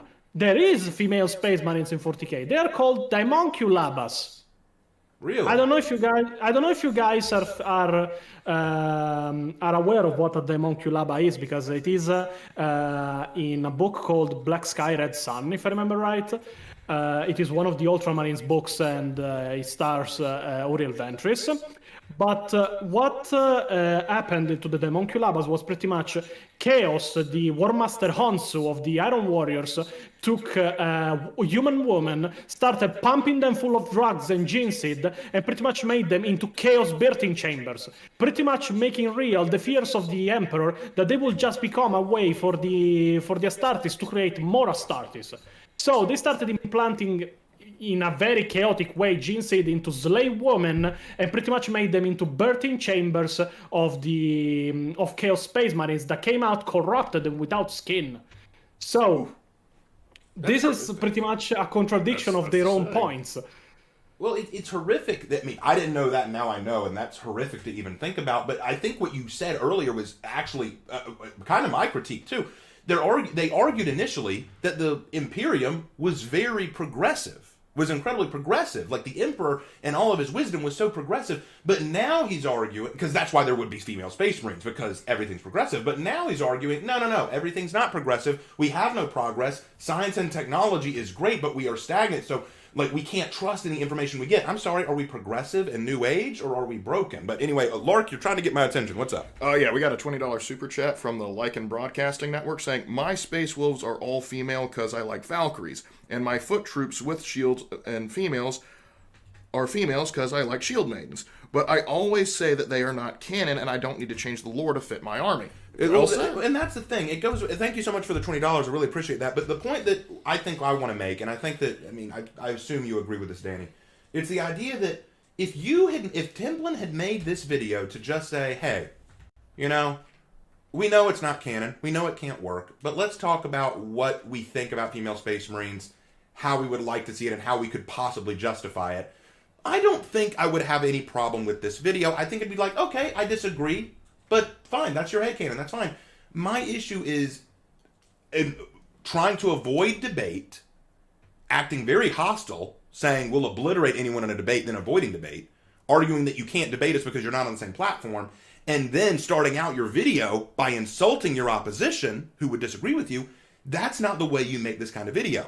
If you had left all that out, or simply said, or if they had just replied to Danny by saying, hey, look, we appreciate that you want to debate. This isn't something we want to debate about because it's just our headcanon. We're not trying to claim that this is lore accurate or anything. Again, that's the right way to approach this. But the problem is, they've stepped into the domain of acting superior by claiming lore doesn't matter. And so now, we're here to argue, not only does it matter, you're contradicting lore, and we have a lore master with us who is teaching us, like, I didn't know half of this stuff. Why what they're saying can't possibly work, and proving that even as a lore channel, they don't seem to know lore very well. Go ahead, Lark. Here's the other issue with that. They're saying lore doesn't matter and we can just reject it in favor of our own headcanon. Well, what if I say, well, I want the Imperium of Man to be perfectly squeaky clean and goody two-shoes, so I just ignore the concept of servitors, I just ignore the concept of the harsh realities of hive worlds. I just say, those don't exist, that's just like Tau propaganda. Right. That would not work because we have evidence to suggest to the contrary. And so it's just everything they spit out, like, well, we want to do this because we want to help out the setting. Like, well, how do you know the setting's real then? Right, like if you want to argue the reason we think that female Space Marines could exist is because their existence is covered up because of the dark, evil nature of this world. Then how would we have a progressive society that would have female Space Marines in the first place if this is a dark, evil world? Like, what if I don't acknowledge that it is a dark, evil yeah, world? exactly. So now that we're having to ask these questions, lore channel, what's your lore to contradict us? Oh wait, lore doesn't matter. Let's keep going. Percent might as well be 0. And this extends to every aspect of the far future. Did Horus kill Sanguinius before his final confrontation with the Emperor? Maybe. I'd even go so far as to say probably. But if someone told me that during the siege of Terra, Sanguinius fell to the Black Rage, killed Horus, and then tried to kill the Emperor, and this was suppressed by the High Lords of Terra to preserve the honor of one of mankind's greatest heroes, there is nothing I can do to definitively prove that person wrong. Okay, I'm going to pause there, because I'm glad now that we have Danny with us. Danny, I'd like your opinion. If someone told you about this theory, because I've heard this theory too, that Horus didn't kill Sanguinius. Sanguinius entered the Black Rage, killed Horus, and then attacked the Emperor, and the Emperor had to kill him. What would you say to that? This theory is disproven by the concept of the very death of Sanguinius. The death of Sanguinius is not something that can be quantified on how tragic it was, but the point is the death of Sanguinius is not something that happened suddenly, it's not something that if we follow the lore was not predicted. Sanguinius knew he would die on the Vengeful Spirit. He saw it because Sanguinius was, even if not really a master of psychic powers, he was a psyker himself. He could see the future at times, like Conrad Kurz did. But he could change the future too. Instead, Conrad just decided to go along with it and just prove a point by making himself get killed because he could see in the future that he will die. But Sanguinius didn't choose his death. He was predestined to it. That's why in the books, this is what I call justified plot armor in the books of Warhammer 40k. Because what happened to Sanguinius was he saw his own death on the Vengeful Spirit, that he will die against Horus himself, he will sacrifice himself to make the Imperium win. So from that point on, he went on a rampage and even one-shotted the entire Warlord Titans, just charging to them head-on, because he knew that he will die on the Vengeful Spirit. The concept that Sanguinius fell to the Black Rage and died because the Emperor had to kill him after he killed Horus will make no sense on a narrative standpoint with what we saw of him.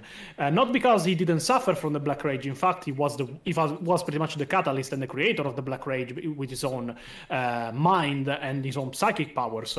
But we have seen him in more than one book going, I will die against Horus, I will die against Horus, I will die against Horus, and such. He knew that he will die against Horus. Even Dante read the scrolls where he said that he will die against Horus, because there are some predictions of Sanguinius that are still not true. So, do you really want to destroy the narrative of your own books that he will die against Horus by making him die against the Emperor? That's a retcon. That's not something. It is foreshadowed that he will die against Horus. Black Rage or not, he is the one that dies at the hands of Horus himself. It is what he saw, it is what happened, and it is what it is commented on about. Now, there could be made the reason that he could have fallen to the Black Rage. All right, he was the most powerful melee of all Primarchs. He surpassed every single one of his brothers in prowess, in martial prowess, especially in melee. But you have to still count that Horus is pretty much roided up with the powers of all 4 Chaos Gods to the point that he is able to wound the Emperor himself and put him on the Golden Throne. Now, by judging that, do you really think that Sanguinius himself would stand a chance against all the 4 Chaos Gods and their own champion in pretty much the Vengeful Spirit alone? Yeah, and even if, taking that, what you just said, if Sanguinius could defeat Horus juiced up on chaos and defeat him, how could the Emperor defeat Sanguinius? Like, that's another... But even leaving that aside, the point... Lark, you were the one who first told me about this theory. What are your thoughts on it? Well, I think it's an interesting theory, and I give this theory a little bit more credence. I don't believe it, but I give it more credence than, like, the female Space Marine things, because at least it's building... It has some evidence, like the concept of the Black Rage, the concept, like, saying, like, hey, I think it would be more in character for the Emperor to hold back against Sanguinius, trying to calm him down, than holding back against a chaos-corrupted Horus. And so I can understand the thought process someone to get into to believe this. I agree with Danny on his reasonings why it isn't, but I can at least go through and understand, okay, this is why I understand why it's a fun fan theory. But at the same time, and, oh, hold on. We just have another $50 super chat from Corey Todd.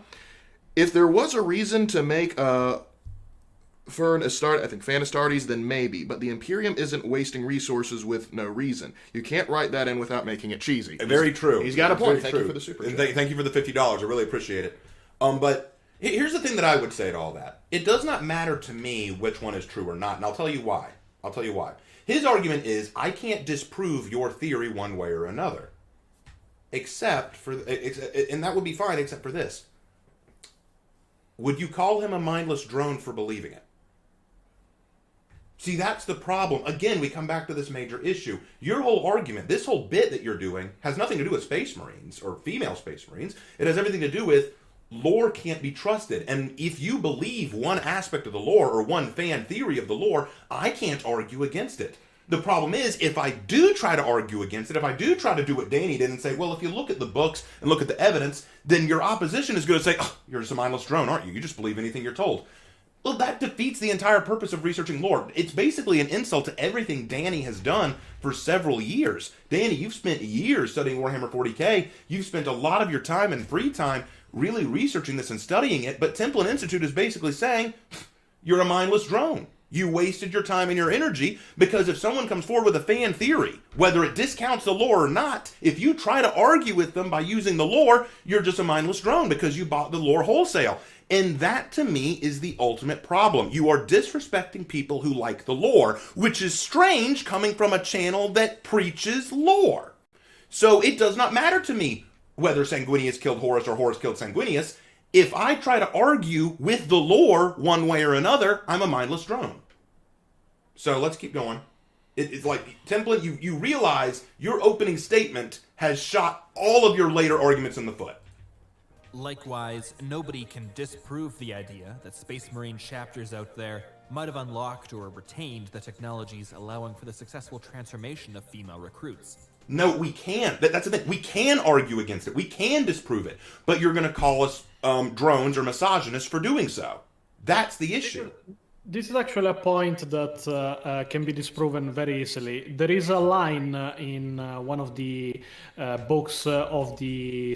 I don't remember if it was the second or the third War of the Beast, that talks about the difference between the Great Age of the Great Crusade and the difference between the 41st millennium, because the second and third War for Armageddon are just 50, 60 years apart from one another.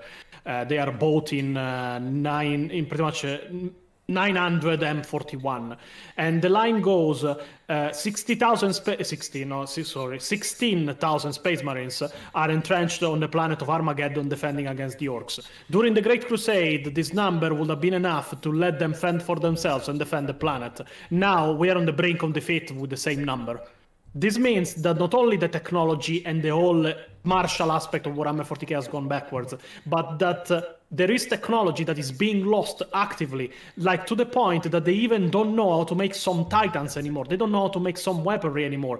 Like, I don't know, the River Titans. River Titans are stolen technology. There is still River Titans in Warhammer 40k, but they lost the STC data to make more. Same goes for some kind of weapons, like the Volkite weapons. The Volkite weapons were spread during the Great Crusade. They were used even by human operatives, like the ones of the Solar Auxilia, that were special forces of the human operatives, and were especially used by Astartes. But with the decay of technology and with the loss of knowledge on it, there is no way anymore to make Volkite. now it has been reborn thanks to Cole as a Neo-Volkite, but that's a stretch by itself, because how the hell does he know how to make Volkite? But even then, the Imperium is going backwards. It's not only stagnant, it's actively pretty much going backwards on its own technology. Stuff that was possible, like augmenting humans, adult human males, like it happened during the Great Crusade, not to a Astartes level, but near that point, is something that is impossible even after the Horus Heresy, because there was too much loss of knowledge during the Horus Heresy. Imagine now in the 41st millennium, where they have become pretty much so dogmatic under the Inquisition and under the Imperial cult that even making an advancement like Primaris is considered heresy and pretty much almost brought a civil war on them. There are 5 cities in Warhammer 40k that wage war on one another because they cannot agree, and this is canon, on how to pronounce the name of a saint. And you are saying that in a universe like this, they are retaining and pretty much hiding technology in some places of the universe just because you want something to be possible? It is completely insane. The whole point of Warhammer 40k is that it is pretty much the dark age of humanity. Humanity is bad, and it has to stay morally grey to survive. This goes to the point that I made in my own video I made on the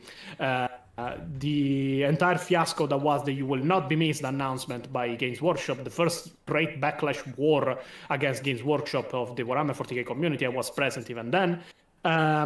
And my point is, the phrase in the grim darkness of the far future, there is only war, carries a deeper meaning that many outside 40k could ever understand.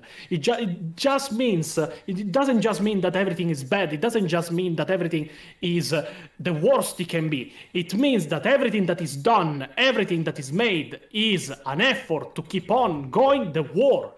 The war is the most important thing. There is no racism in Warhammer 40k, for example, because they have to fight wars. There is no sexism itself in Warhammer 40k, because they have to fight wars. They have no time to think about inclusivity, and they have no time to experiment with stuff like this, because there is the great effort that is survival of mankind. I want to take that for a second. We will continue, trust me, but I want to take what you just said there. That's brilliantly put.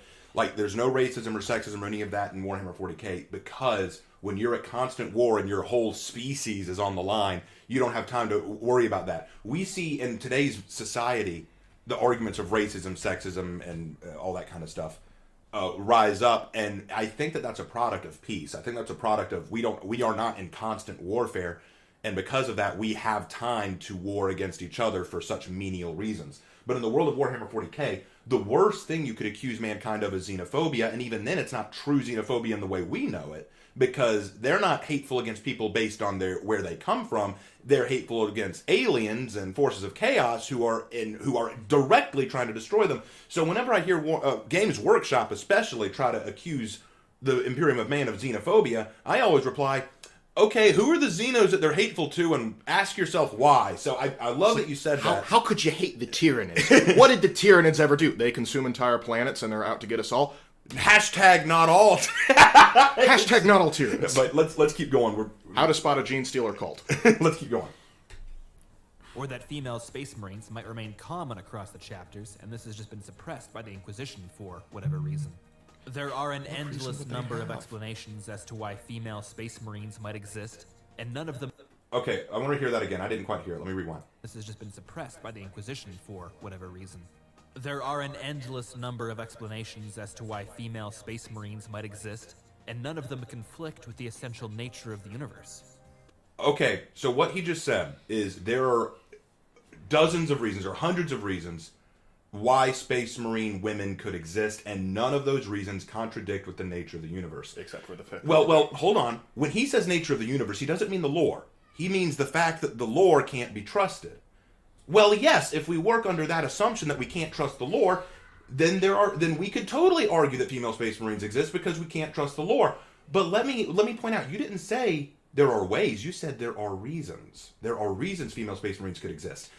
Now, who made Space Marines? That's the ultimate question. Whoever made Space Marines, what was their reason for making female Space Marines? You said reasons. There are reasons. Okay, what are the reasons? Who made the Space Marines? And we can talk in lore, or we can talk in Games Workshop. Whoever sat down and said, I want to make Space Marines, what would be their reason? Like, if I was sitting in the boardroom, okay, so you want to make superhuman soldiers in our Warhammer 40k universe? Absolutely. They're going to be really awesome, really super powerful, a little bit bigger than humans. Absolutely. They're going to have sort of a fraternity amongst each other, work as brothers in arms. Absolutely. And what else about them? Oh, there are going to be women as well. Why do you want to make some of them women? You just said there's a reason. What are the many reasons? And make them make sense to me. Why did the point is that he says there are many reasons. He's not providing even one in this video. They are also Exactly. the fact that the lore is unreliable. There is no reason. There can be no... Because any reason they give could easily be... Like you said it yourself. One of the reasons the Emperor said, I'm not going to do it, was because of fear that if Space Marines, to quote Jurassic Park, find a way to interbreed and create offspring, then they could create their own race that could be dangerous and threatening to the Imperium and to man itself. That's a reason not to do it. Please present a reason, Games Workshop or Templin Institute or whoever, that would make it a good idea. No, really, I want to hear it. What's a good idea for female Space Marines? And do not ever use the word inclusion. Do not dare use the word inclusion or equal workspace, because I'm going to laugh you out of the boardroom. Well, no, I'm going to say, if you're going to go with that, that means we now have to have the Brothers of Battle, and we have to have the Brothers of Silence now. Yeah, we need to now have men in the Sisters Sororitas. We need to have men in the Sisters of Silence. Like, if you play this game, we gonna have problems. But but before we go further, we got some. Our boy Mal just dropped $10 saying, I had zoned out for a moment and thought y'all had Jordan Peterson on here for a second. Great response stream so far. Well, you know, when I try to do my Jordan Peterson impersonation, I try to really force it, but sometimes I do sound like him without trying. Okay, and now let us talk about my favorite Space Marine chapter, the Space Lobsters. The Space Lobsters. Okay, sorry. Okay, back to it. Inside joke. Because the essential nature is fluid, always changing as new information is discovered and old information repressed. The only constant is tone. Again with Rogue Trader here. Yeah, they like Rogue The Trader a details lot. are ultimately secondary to that. And if you disagree with me, Pause here, folks. He just said it. If you disagree with me, he's talking to us. Okay, let's hear what he has to say. What does he want to say to us? We are present and attentive. We are listening. What do you want to say? Ultimately secondary to that. And if you disagree with me, yeah. If your interpretation of the grim darkness of the far future is different from mine, yeah. Well, this will be one of the few times I admit this, but your interpretation is every bit as valid as mine. No, it's not. Hold on, let's pull up the record here. You called us drones. No, here's the thing. Your interpretation is every bit as valid as mine. Look, if we're playing in the game of headcanon, then yes, our interpretation is the same. The difference, though, is I can pull from the direct lore to support mine. So our interpretations are not equitable. Really think about this. If we were just saying, in my version of Warhammer 40k, blank, and you say, in my version of Warhammer 40k, blank, then yes, based on just that it's our headcanon, you're right, it is equal. Until we start pulling from the lore to defend our headcanon. So let's say that I say, okay, your argument is, the Empress is a woman. And my argument is, Naja Aldmera should be a Primarch. Now we both have to use lore to support our headcanon. What lore can you bring to say the Emperor is a woman? And what lore can I bring to say that the Lost Primarch is Naja Aldmera? Now, I'm not saying that either one is canon, but I'm saying that once we start pulling from the lore to defend our headcanon, whoever can get the best lore defense, I think, wins in that argument. So what you're saying here is my headcanon that female Space Marines exist is just as valid as your headcanon that they don't. Unless I actually pull from the lore to argue why they don't, now suddenly it's not an equitable thing. Now, actually, hold on. Can you look at the original Twitter post they made? Yeah. Pull that up real quick. Yeah. So anyway, the argument that there can't be female Space Marines because it violates established lore and canon, whatever, is not only completely asinine, but reflects a total misunderstanding of the Warhammer 40k. Oh! Here's the thing, though. So you say it's just like, listen, it's just headcanon, your interpretation is just as equal as mine. You got on there and said, we don't understand the lore, and that our argumentation would be asinine. So, yeah, okay, guys, thank you, Lark. I totally forgot that they said this, but you're exactly right. In this Twitter post, they just said that if we say there can't be female Space Marines, it's asinine and we don't understand the lore. Now in this video, your argument is not anything lore-based. It is that the lore doesn't matter. What this turned into is female Space Marines exist and I can prove it with lore. All right, here's the lore. Well, you know the lore doesn't matter. You insulted us and told us we don't understand the very thing we love. When we called you on it, You're now saying the lore doesn't matter and all identities are equal. See, this is the problem. This is why Randy is on here right now. This is why Randy wanted to debate with Danny. I'm sorry, God, I'm tired. No problem. Let me Gib slap you for a second. Yeah, okay. If it makes you guys feel better, Lark just slapped me for that. But point is, you cannot do this, Templin. You can't tell us we don't understand the lore. Lore experts like Danny come forward and say, I know the lore and I know you're wrong, let's discuss it, and then release a video without debating anyone saying, look, all interpretations are valid. You don't get to do that. As we said before, don't crap in my guard and then ask me for a solid. You can't do that. Oh, okay. Let's keep going. We're almost done. Let's keep going. Let's power through this. Nice image, by the way. I like this image.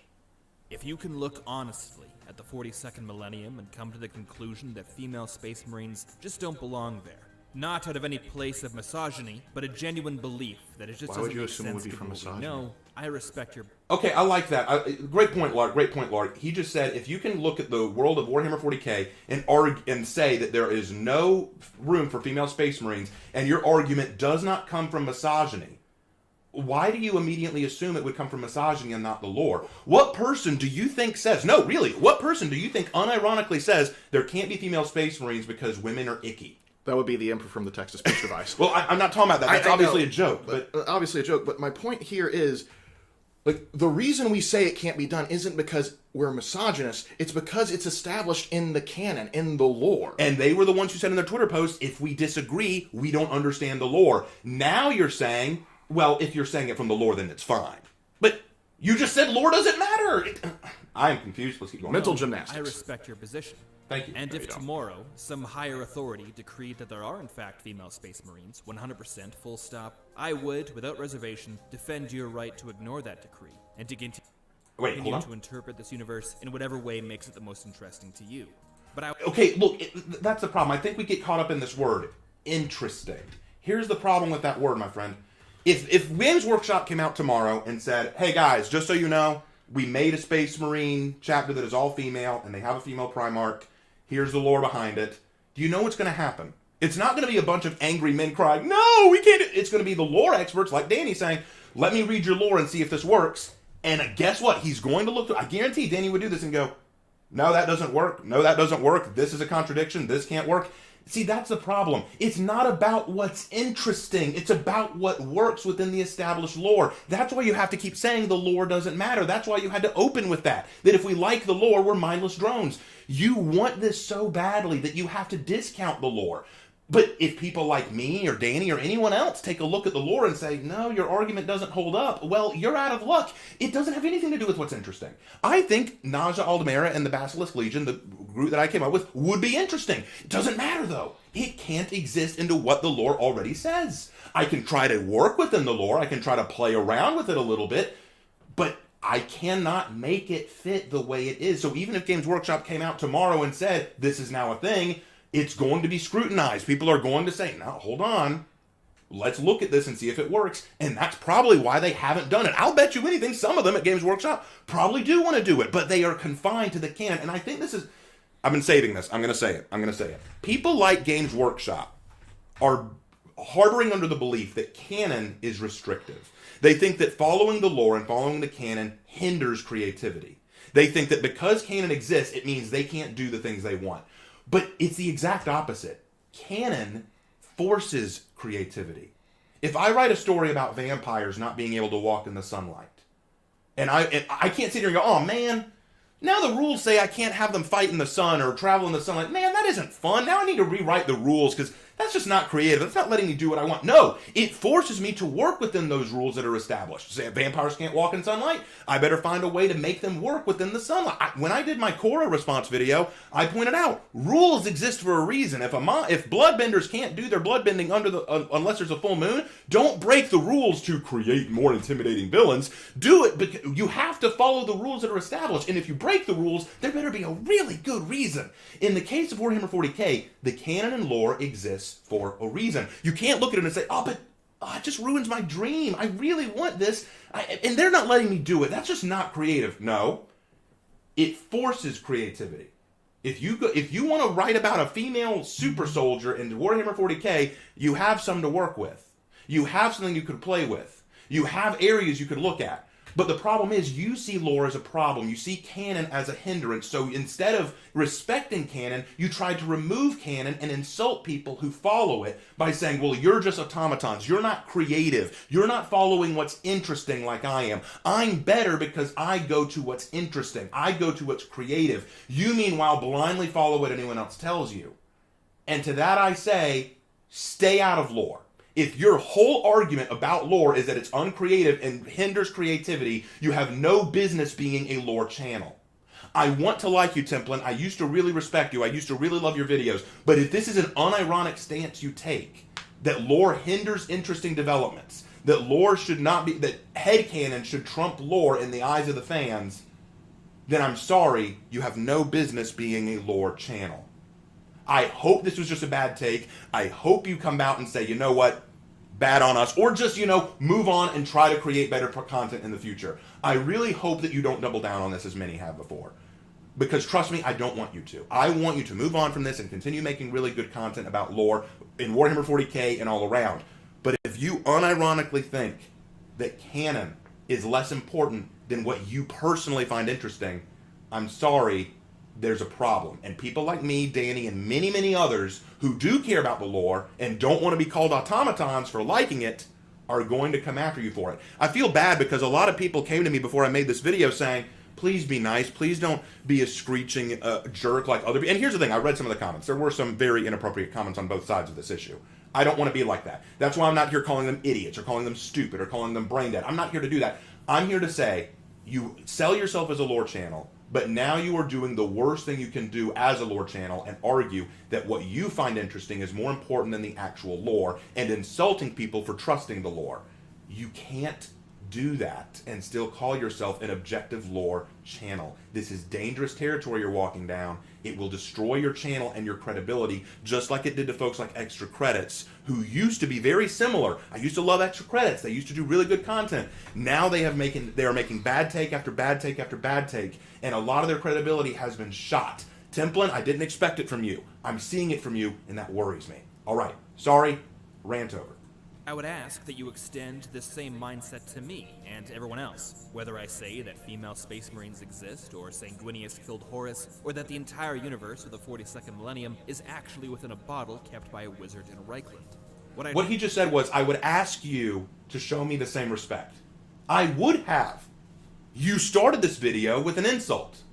You told me, if I believe this lore hook, line, and sinker, if I follow this lore as gospel, then that's fine because the Imperium needs mindless drones to work the Factoria. And my response to that is, oh, well, if you're going to insult me for liking the lore, I have no reason to respect your position. If you had come out, again, I know I've said this before, I'm going to say it 100 times if I have to. If you had started this video with, hey, this is just our position, this is something that we think, this is our headcanon, it is not actual lore, but it's kind of a what-if video, I would have no problems. I would even give you a like on the video and say, cool video, bro. I don't think you could do it, but it's a cool video, bro. But you started with an insult. You started by telling people on your Twitter that we don't understand the lore. And then in the video started by calling us who like the lore or follow the lore directly mindless drones. So now do not expect us to suddenly give you a solid and say, okay, we'll respect your position. No, we're not. You challenged us, here we are. Moving on. What I truly love about the grim darkness of the 42nd millennium is that its very nature precludes the possibility of someone, anyone, coming in and telling you what is right, what is wrong, and that there's only one way to experience it. And I'll let you in on a little secret. Guys, this is an interesting part of the video. I remember this part. I want y'all to listen very closely to what he has to say. Turn up your volume if you can. What he's about to say is fascinating. Danny, I'd like your interpretation on this part too. So let's hear him out completely, and then we'll pause it, okay? He said, I found something a little interesting. Here we go. In one of our investigations into the Imperium of Man, I included a detail that has since become the single most referenced bit of lore on this channel. We receive comments about how cool it is almost daily. The latest one, at time of recording, was left about 80 minutes ago. But that little bit of lore, according to the latest information available, either no longer exists or never did. But I thought it was cool and I included it anyways. Whether or not it's true really isn't important. It's true to me, and that's enough. And okay, so to clarify for those who didn't quite hear it or need some clarification, he said, when we were doing our investigation into the Imperium of Man, we found this one piece of lore that was the most objectively awesome piece of lore we've ever found. We get multiple comments about it to this day, every day, about this piece of lore, but now we can't find it, and it may never have existed. Whether or not it's real, or whether or not it was ever true in the first place, is irrelevant. I don't know what point you want to make there. I think the point you're trying to make is that no matter what awesome, cool lore you think matters, it's irrelevant, because as long as I think it's true, or as long as it's true to me, whether it's real or not, that's all that matters. And Danny, do you have any idea what kind of lore they could be talking about there? I have no idea. In fact, I'm very curious to hear it, because I rarely, very rarely find anything new in the Warhammer 40k universe to experience. So let's see if they can give me the emotion of exploring something I don't know again. Well, I hope you're ready, because after he said that, he said this. And given how popular it's become on this channel, I kind of think people agree with me, even if they don't know it. And while I certainly understand and even... That was it. He doesn't tell us what the lore is. He doesn't tell us what it was. He just says that we found a piece of lore that everyone tells us is awesome on the daily, but now we can't find it anymore. And whether or not it was or is true is irrelevant, because it's true to me, and that's all that matters. That, to me, is the ultimate cop-out, and it would be laughed out of any kind of objective debate. Let me give you an example. Watch this, guys. Let's say that I'm a lawyer, and I'm trying to defend my client. And I walk up to the podium and say, "Ladies and gentlemen of the jury, Your Honor, I have evidence that my client did not murder the victim." And they're all looking at me like, "Oh, he's got the ultimate evidence. This evidence will blow your socks off. It will prove beyond a shadow of a doubt that my client is 100% innocent. In fact, it will prove beyond a shadow of a doubt that the judge is the real murderer." Oh, what? What evidence is this? I don't have it. In fact, it might not even exist. It may not even be true. Well, then why would you even bring it up? Because to me, it's true, and that's all that matters. I think that from this point, an entire discussion about the real value of lore inside a universe can be done. But I will suggest to keep that kind of discussion for the after the video has ended, because I'm very curious to see what he closes the video with. All right. Oh, you'll find that interesting. All right. Well, that's my point there. Let's try to wrap this up. We're about 2 minutes away from done, so let's keep going. Let's just go. Appreciate having an ironclad history, a firm and uncompromising canon or continuity, if you will. There are also times when it's refreshing to just not deal with that. Wouldn't it have been nice to have the option to say that Rey is not Palpatine's granddaughter, or that the war against the Night King was way cooler than whatever this is, and have those interpretations be totally valid? Now, I am no fool, and I have no doubt that I will have failed to convince most or even any of you, but let's make a deal. If you decide to argue with me in the comments, include the following phrase somewhere in your argument. "You will die as your weakling father died." Okay. Let's keep pushing. No, well, I want to say this real quick before we push on. Notice how what he says here is a chaos line. He's trying to make us out to be chaos worshippers, the bad guys. That's actually not a chaos line. That's a line from a character that he probably doesn't even know of at this point, because seeing his lore, he probably doesn't know it. This is the death line that Sigismund gives Abaddon before dying. "You will die as your weakling father died, soulless, honorless, weeping, ashamed." Oh. Well, there we go. Okay, I didn't know that. Now I know. Thank you. All right, let's move Bring on. Danny along. You'll get the satisfaction I didn't know of taking that. me down with a badass line, and I, and everyone else at the very least, will know that you watched this entire video, were open to what I had to say, and that your argument is being made in good faith. Just keep the rest of it civil. My feelings can only be hurt so much. But if you think the don't do idea that. of female space marines just being a possibility, according to one interpretation, is some kind of betrayal, if this discussion has caused you to decide that the woke moralists over at the Templin Institute have finally gone too far, if even now you are furiously hitting the unsubscribe button, well, the tree of any YouTube channel must from time to time be nourished by the blood of misogynists, and as the saying goes, you will... Lark, you told me that he's quoting someone else with that. Who's he quoting? He is drawing inference from Thomas Jefferson when he says the tree of liberty must occasionally be watered by the blood of patriots and tyrants. I'll talk more about it later. Okay, let's keep going. button, well, The tree of any YouTube channel must from time to time be nourished by the blood of misogynists, and as the saying goes, you will not be missed. Oh, wow. That's it. Okay, Okay.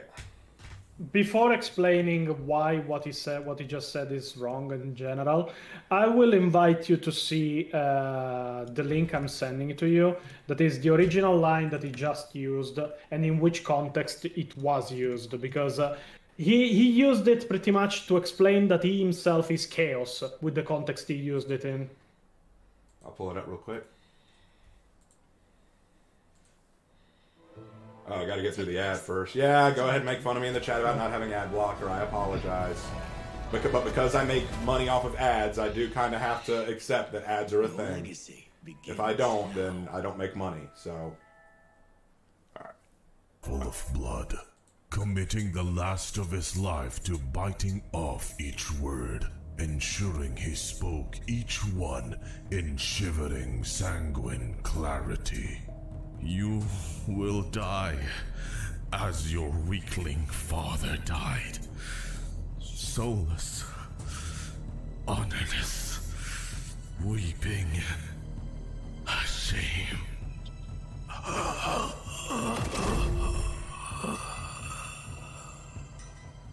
Sigismund's last word was also his last breath. It sighed out of his mouth, taking his soul with it. Nice. That's pretty So sick. that's where the line is referenced, and pretty much by the way he pretty much considered to use it, he's pretty much describing himself as chaos. But removing that, what he said pretty much is accusing every single Warhammer 40k lore fan to be a misogynist just for wanting respect to the lore. Now, I consider the Templin Institute a woke YouTube channel? Yes. Do I consider the female Space Marines idea to be used by woke people? Yes. Would I ever stop a discussion just because people with this ideology or with this idea, they have it in mind, want to discuss with me? No. That's the difference between the Templin Institute and people like me. The Templin Institute knew from the beginning that their own arguments will not stand to the smallest amount of scrutiny. What is pretty much told in the final stretch of the video itself is that the lore knowledge people have, the defending the lore itself that the people learn to love, defending what they know is right, defending what the people were attracted to or not before, is what misogynists will do. You don't want female Space Marines because you are a misogynist. No, I don't want female Space Marines because there is already female representation in Warhammer 40k, done in a lot better way than roided up with children just to make them inclusive. Because becoming a Space Marine is not a good life. It's a life spent in war. It's children suffering and dying to become Space Marines. All of this just in the name of inclusivity. Really, the context of inclusivity in Warhammer 40k has no place. Because as I explained by my own point before, Warhammer 40k doesn't have time for inclusivity. There is war and there is survival. That's everything. That's everything that they have to worry about. That's everything they do worry about. Seeing them just berating the lore, seeing them say that, yeah, we found this cool piece of lore, it could not be true, but we said it anyway, doesn't give them any more credibility. In fact, it destroys their own credibility. You are a lore channel, you are making inaccurate Warhammer 40k lore videos, and when challenged to a debate like I did, you just run away, because you don't know how to pretty much destroy somebody that has made their favorite hobby their whole life, like I did, because Warhammer 40k is pretty much driving my life at this point. It is my favorite hobby, it is everything I care about. The "you will not be missed" line, and no, Half is wrong, because I read the comment of Half. Do you want to read it? Then I can answer to it. Oh, yeah. Half Tangible says, also, "you will not be missed" is a line from one of Games Workshop's public statements. They were referring to someone who put an actual Nazi swastikas on their guardsmen at a tournament, as I recall. I remember that incident, and I did a whole video talking about it. Yeah, but the "you will not be missed" line was not used in that context. The "you will not be missed" line was a line included in a statement that happened during the Black Lives Matter riots. Pretty much what they were doing was bending the knee to the woke mob in this case, just because there were riots going on and they wanted to save their own faces. But all they did was drive a wedge between the fandom itself, and it is a wedge no people have recovered from still. The fandom is still divided on that. They either profess it was Games Workshop siding with the progressives, or they say that it is Games Workshop bending the knee to the progressives. And it is a bit of both, to be honest. But as we have seen after that event, Games Workshop pretty much care about their lore. There was a writer on Twitter, this was another incident that happened, that pretty much started having a temper tantrum against people commenting against the "you will not be missed" line used pretty much to insult the fans by Games Workshop. And this writer pretty much started disregarding the lore in his own comments, and at one point just went, "All right, in my next book I will write for Games Workshop, I will insert female space marines. So you all will see that lore can be changed and I will change it." He was fired the day after because he was having a temper tantrum on Twitter and pretty much threatened the entire continuity of an entire universe just to prove a fucking point.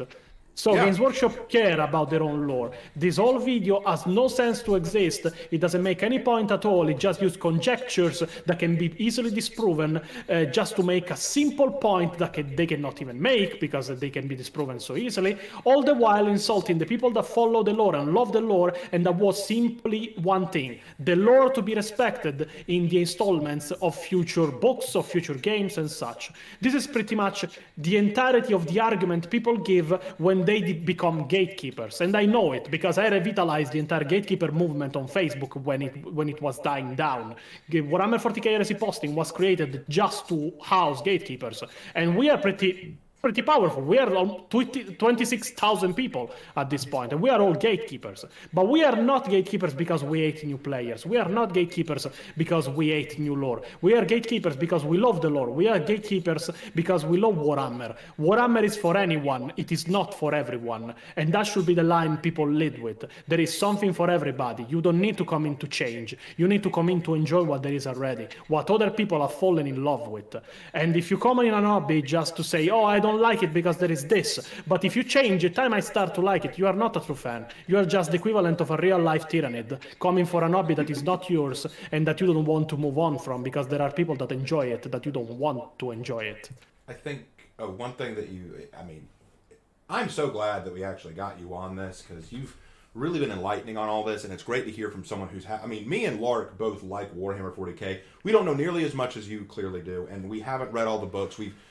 I would call us moderate fans because we're not as in depth on the lore as you are, definitely. And that's not a criticism. I actually really admire you for that, and that's why I'm so glad you're here, because you were able to point out things that even I didn't know and that Lark didn't know. So, I would have looked like a real idiot if I looked at that quote and said, "It's a chaos line," and I didn't even know that it was Sigismund's final line. So that meant a lot to me. I'm really glad that you got to be here. I think my point about all this, more so than the lore, is this: the Templin Institute is doing something, like you said, they're acting like a real-life tyrannid.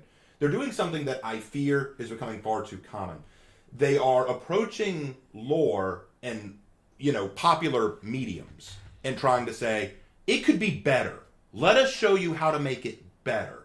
Not realizing that the people who already enjoy it like it for what it is. And by you coming in trying to make it better, you might just be ruining what people really, really like. And then when we get on you for that, saying, "No, we like this the way it is, you're not making it better, you're making it worse," instead of talking to the fans or talking to the people who are criticizing them and trying to understand things from a civil discussion, their response was, as they said to you, what was it again? How about I just keep making videos about Warhammer and he can keep ranting on Facebook about it? It shows me you don't care about the fans who love the lore, and you really don't care about the lore either. You care about clickbait, you care about getting views, you care about making money, but you don't care about the content that you are spewing, which is why you can start by insulting people on Twitter, challenging people by saying you don't understand the lore, or you have a misunderstanding of 40k as a whole. Your whole argument is asinine. But then follow that up with a video like this, where you basically tell everyone you're free to your own opinion, just as I am free to my own opinion. it shows me cowardice. It shows me that these people are cowards, or at least this person is. He isn't willing to debate with people who actually know more than he does, all because of what the platform they're on, which I think is a silly argument in and of itself. And then when called to something, when actually asked to look at it, he just hides behind, well, you know, I'm free to my interpretation just as you're free to yours. It shows dishonesty. It shows major backpedaling, and it doesn't show integrity. The right thing for them to do in this case would have been to say, you know what, we should have really looked more at the lore before we said this. We shouldn't have discounted people like Danny or others who had more information than we did. We maybe should have talked to them about this. We could have done a live stream, or maybe not even just do a live stream. Maybe just do a private conversation, and then maybe make their video off of that conversation. But they didn't. They said, we're going to make a video. And then play the victim. That's what got me at the end. They started playing the victim. We're aware that you're gonna. We probably haven't convinced anyone, so you're gonna argue with us in the comments. And if you do, please type this just so that you can get a badass line in. And I don't want to get my feelings hurt. And my whole thought therein is, you can't play the victim when you're the one who threw the rock.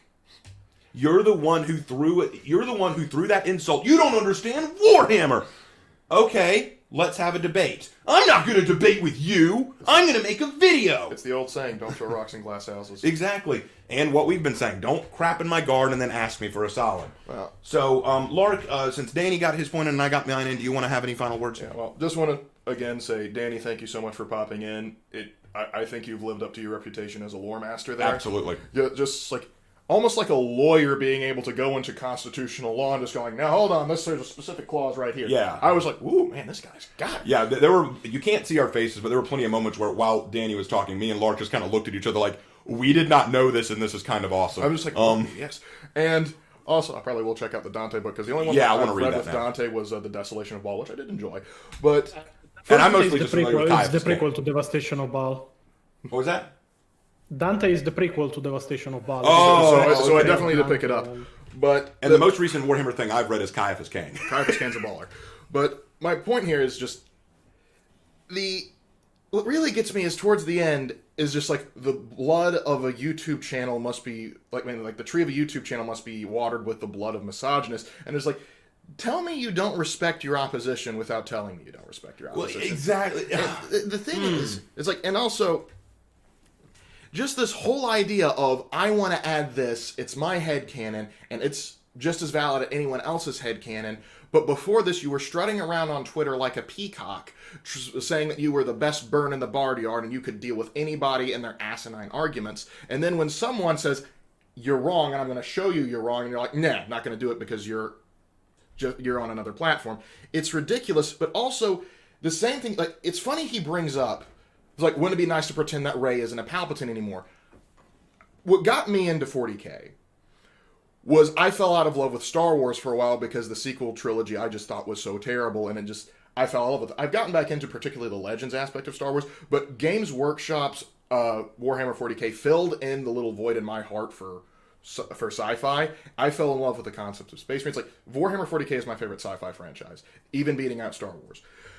And I like it just the way it is. Right. And the idea that they can come in and say, no, we need to change it, it's going to be better. It's like, this is exactly how Star Wars got screwed up in the first place, because people decided to mess with what already was. They destroyed so much established lore and just called it Legends, and just so they could make their own stuff. And that upset a lot of fans. And the thing is, I'm always afraid that that's going to happen with Games Workshop and Warhammer 40K. They're just going to nuke the previous setting, or nuke it in some way, and get rid of all the stuff that drew people there in the first place, just to placate an audience that really isn't interested in the setting in the first place. They just want to see, did my all the check boxes good? Great. Are you going to watch and going to buy the products and read the books? No, I just want to make sure that it agrees with me. I'm not actually going to participate in the The point is, they already did it once. They obliterated the Warhammer Fantasy universe itself with the end times, giving an ending to the beloved and original Warhammer with Warhammer Fantasy closing. And after that, they launched Age of Sigmar, their extremely watered down and inclusive version. And what happened is not that many people like Age of Sigmar. It's not that famous. Not that many people buy the models. Not that many people like the universe they created. They preferred fantasy. And now they're trying to bring it back like it was the universe of fantasy, because fantasy worked, but they are now in Age of Sigmar. Now things are a lot different than they were before. The old lore is dead. The old universe is dead. And all the people that left for Warhammer Fantasy will not get into Age of Sigmar because it's simply not the universe they came to love. Exactly. And, I want to wrap up with this. That end bit, you brought it up, Lark, but I want to finish on this. They said that sometimes the tree of a YouTube channel needs to be watered with the blood of misogynists. And he made that statement while explaining, if you want to unsubscribe, the obvious connection being, if you're unsubscribing because of this video, you're obviously a misogynist. Templin, do you not have the self-respect and the self-awareness to realize maybe I'm unsubscribing, not because I'm a misogynist, but because you made a very terrible take? But the reality that you made a video that clearly told people, we don't respect the lore, and if you do, you're a drone. That you told people that you wanted to force something on canon because of your personal headcanon? Do you not realize that there are some people who genuinely love the lore of Warhammer, love you because you used to make good content for it, and didn't want to hear you make this very woke, very controversial opinion, and then instead of ending your video with, you're free to disagree with me, but instead end with, if you choose to unsubscribe, then you're a misogynist. And sometimes YouTube channels need to be watered with the blood of misogynists. Ask Extra Credits how that went for them. Ask plenty of other YouTube channels that made this choice how it went for them.